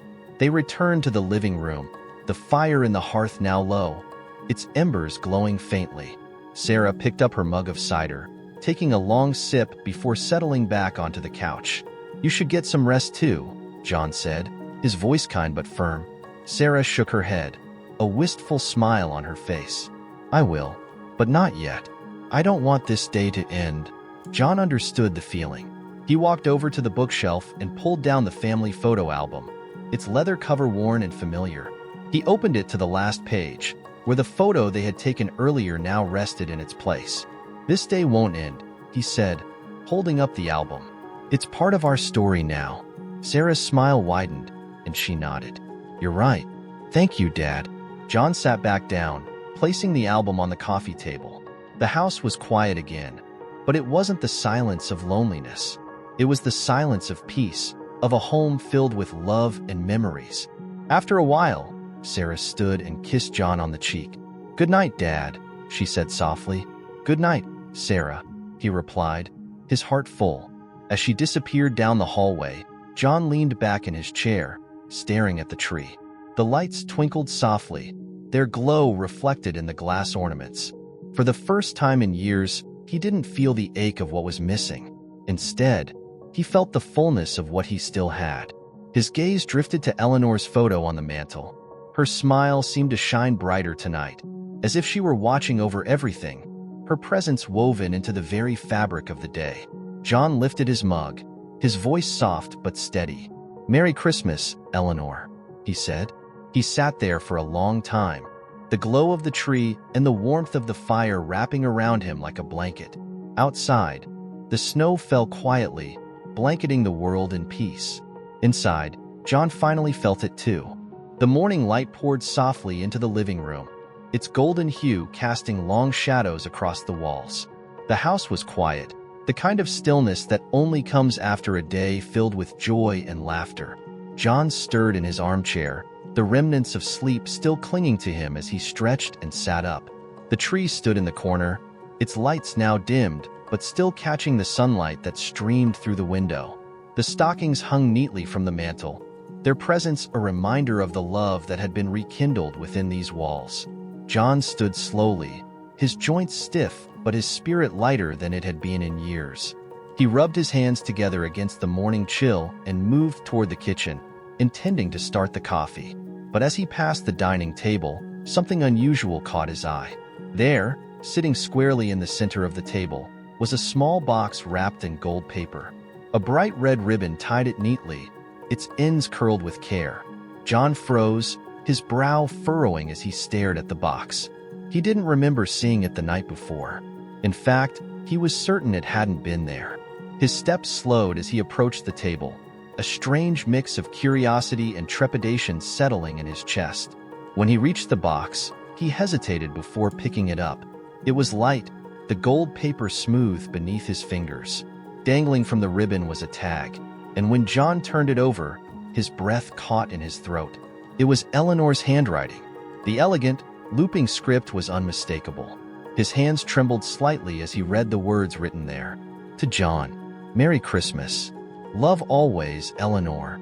The room seemed to hold its breath, the quiet deepening as John stared at the tag. A dozen thoughts raced through his mind. This couldn't be real. Eleanor had been gone for years. How could she have left this? How could it have appeared now, of all times? His heart pounded as he sank into a chair, the box still cradled in his hands. He ran his fingers over the tag again, his mind grappling with what he was seeing. Finally, he untied the ribbon, the bow falling away with a soft whisper. He carefully peeled back the paper, revealing a plain wooden box beneath. Its surface was smooth, the wood polished to a soft shine. John lifted the lid, his hands trembling, and inside he found a folded piece of paper resting on a bed of tissue. Beneath the tissue lay a small, leather-bound journal. He picked up the paper first, unfolding it slowly. The handwriting was unmistakable, and his chest tightened as he began to read. Asterisk, John, if you're reading this, it means you've finally let Christmas back into your heart. I knew you would. I know how much you've missed me, just as I've missed you. But I need you to remember something. Christmas isn't just about the past. It's about the present and the future, about the moments we choose to make with the people we love. This journal is for you, a place to write your own story. Fill it with new memories, new traditions, and all the joy I know you're capable of bringing to the world. Don't be afraid to love, John. You have so much to give. Merry Christmas, my love. Forever yours, Eleanor. Asterisk. The words blurred as tears filled John's eyes. He set the letter gently on the table, his hands shaking. He reached back into the box and pulled out the journal, its leather cover smooth and warm in his hands. The first page was blank, waiting for him. But as he turned the pages, he discovered small notes Eleanor had written, each one in her familiar handwriting. Write about the first time you taught Jake to fish. Describe the look on Emily's face when she bakes her first batch of cookies with you. Don't forget to include a chapter about Sarah's laughter. It's one of the most beautiful sounds in the world. John let out a shaky breath, his chest tight with emotion. It was as if Eleanor had left a piece of herself behind, guiding him, encouraging him to keep moving forward. The sound of soft footsteps broke through his thoughts. He looked up to see Emily standing in the doorway, her hair tousled from sleep and her doll clutched tightly in her arms. "Grandpa," she said, her voice small and sleepy. "What are you doing?" John quickly wiped his eyes and smiled at her. "Just opening a special present," he said. Emily's face lit up with curiosity. "From Santa?" "Something like that," John replied, his voice steadying. She patted across the room and climbed into his lap, her small hands reaching for the journal. "What is it?" "It's a gift," John said softly. He opened the journal to one of Eleanor's notes and held it so Emily could see. Her lips moved as she carefully sounded out the words. "Write about the first time you taught Jake to fish," she read aloud. Her eyes sparkled as she looked up at him. "Are you gonna write that, Grandpa?" John smiled, a deep warmth spreading through his chest. "I think I will," he said. Emily grinned, hugging her doll tightly. "Can I help you write about the cookies?" John chuckled, brushing a hand over her curls. "I'd like that," he said. The sunlight grew brighter, filling the room with a soft, golden light. The tree sparkled in the corner, its ornaments catching the glow, and for the first time in years, John felt like the house was complete. As Emily leaned against him, he picked up the pen tucked inside the journal and began to write. The first entry was simple, a description of the day before, the laughter, the cookies, the tree. But as the words filled the page, John felt a quiet joy growing inside him. He wasn't just recording memories, he was creating them. The journal wasn't just a gift, it was a promise to himself, to Eleanor, to his family. A promise to live fully, to love deeply, and to never let the magic of Christmas, or the love they shared, fade again. The morning unfolded slowly, the kind of unhurried pace that felt just right for Christmas. John and Emily sat together in the warm glow of the living room, the journal and pen resting on the table between them.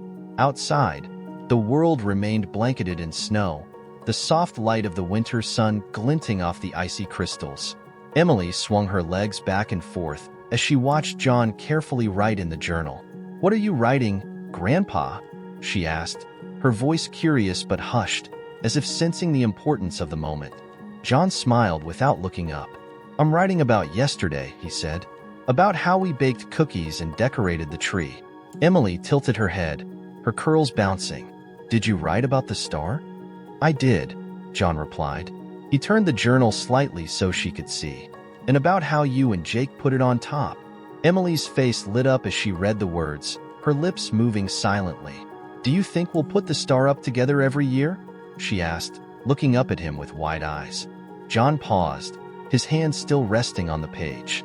The question caught him off guard, not because it was unexpected, but because of the hope it carried.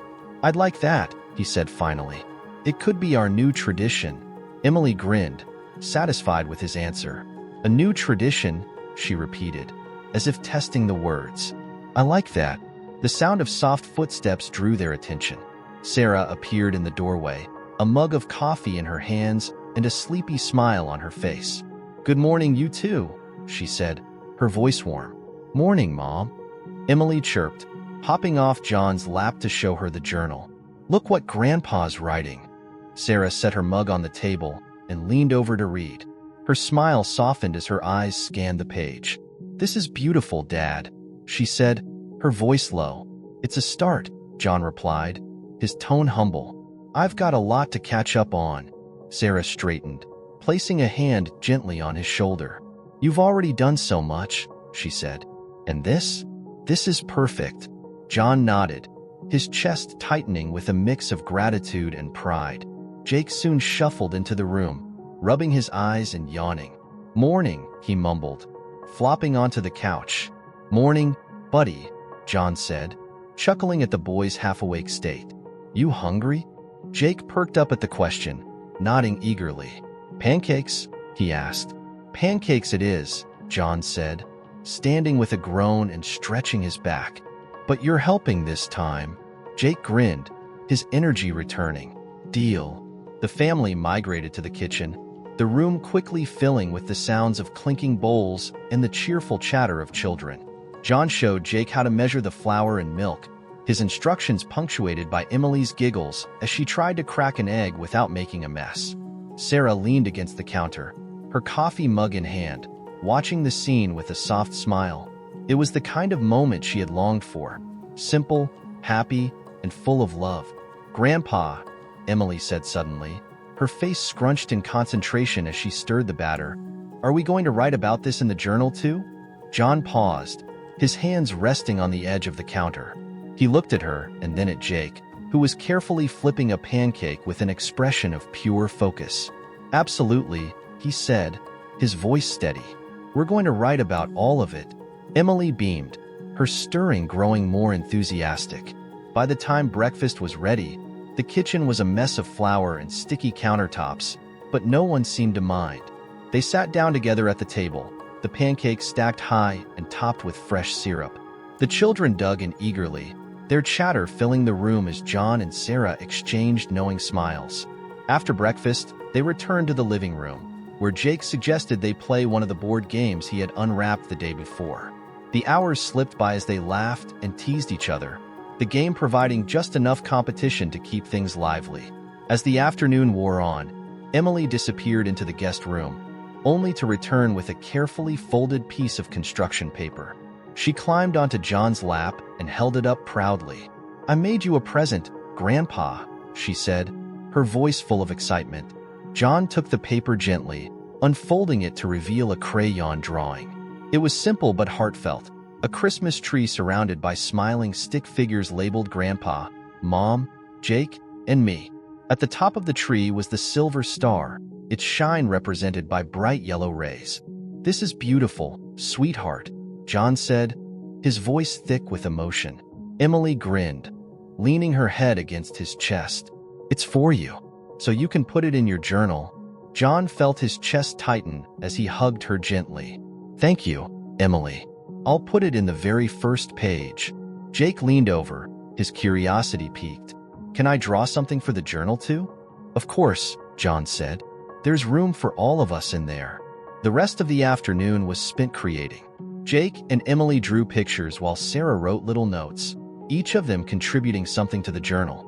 By the time the sun began to set, the once blank book had begun to take on a life of its own, filled with colorful drawings, handwritten memories, and plans for future traditions. As they sat together in the living room, the tree lights glowing softly once more, John closed the journal and placed it gently on the coffee table. He looked around at his family, their faces illuminated by the warm light. "This," he said, his voice steady but full of emotion, "is the best Christmas I've ever had." Sarah reached for his hand, squeezing it gently. "It's the best one we've had too, Dad." Emily leaned against his side, her doll clutched tightly. "We should do this every year," she said firmly, as if daring anyone to disagree. John chuckled, his heart full. "We will," he promised. As the day faded into evening, the house remained warm and alive, filled with the sounds of love and laughter.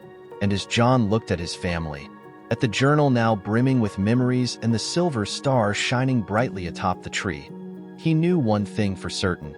This was just the beginning. As the sun dipped below the horizon, casting the world outside into shades of pink and purple, the house remained warm and alive. The laughter of the day lingered in every corner, as though the walls themselves had soaked in the love and joy that had filled the air.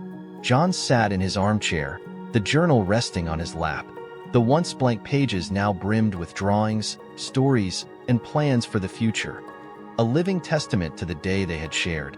Emily sat cross-legged on the floor, her doll propped carefully beside her, while Jake leaned against the couch, flipping through his new books. Sarah brought a tray of cocoa into the room, the rich smell mingling with the faint scent of pine from the tree. She set the tray on the coffee table and handed a mug to John. "Last one for the day," she said with a smile. "Thank you," John replied, his hands curling around the warm mug. The tree glowed softly in the corner, its silver star catching the light like a beacon. John's gaze lingered on it, a small smile playing at the corners of his lips.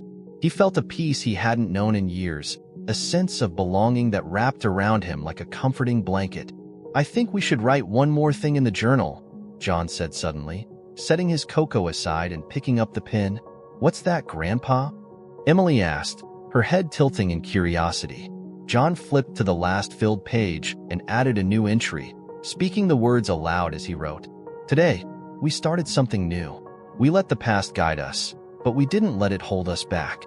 Together, we made new memories, and together, we found joy again. This is the beginning of a new chapter, one filled with love, laughter, and hope. And I can't wait to see what comes next." He looked up, his eyes meeting Sarah's. She smiled and nodded, her expression full of quiet pride. Jake leaned closer, peeking at the words. "That's good, Grandpa," he said, his voice full of sincerity. "Really good." Emily clapped her hands. "I love it. Can I write something too?" "Of course," John said, handing her the pen. She carefully added her own note beneath his, her handwriting wobbly but determined. "Thank you for the best Christmas ever." John chuckled softly, his heart swelling. "I think that's the perfect ending," he said. As they closed the journal, Sarah glanced at the clock and sighed. "We should probably start packing up," she said, her tone reluctant. John felt a pang of sadness at the thought of the house falling quiet again, but it was softened by the knowledge that this wasn't goodbye. It was simply the start of something new. "You don't have to rush," he said. "The roads will wait. Besides, I have more cookies." Sarah laughed, shaking her head. "You've spoiled us, Dad." "That's the point," John said with a grin. The kids giggled, already diving into the remaining cookies on the table. As the evening wore on, the family slowly began to gather their things, the children reluctantly packing up their new toys and books. But before they left, John gathered them all in front of the tree one last time. "Let's take another picture," he said, holding up Sarah's phone. They arranged themselves just as they had the day before, with Emily and Jake on either side of John and Sarah kneeling beside them. The tree's lights framed them in a soft glow, the silver star shining brightly above. "Say Merry Christmas," Sarah called. "Merry Christmas," they chorused, their voices ringing with laughter. The camera clicked, capturing the moment, the smiles, the warmth, the love that filled the room. As they stepped out into the snowy evening, John stood on the porch, watching as the car slowly disappeared down the road. He stayed there for a while, the cold air brushing against his cheeks, his heart full.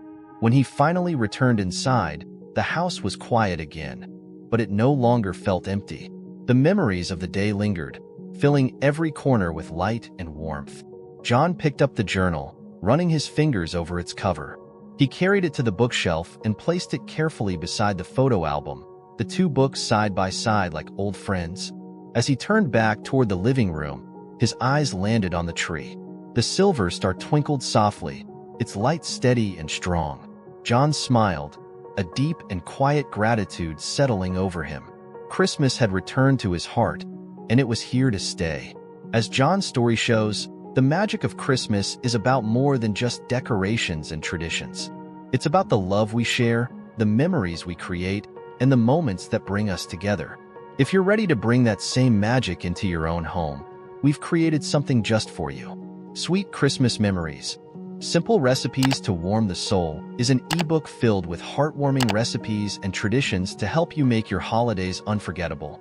From cookies and cocoa to dishes that bring families together, it's the perfect way to create your own cherished moments. Click the link in the pinned comment to get your copy today and start your journey to a Christmas filled with love, laughter, and lasting memories. Because the best gifts are the ones you create together. Don't miss any videos. Subscribe now and let us know what you thought of this video in the comments.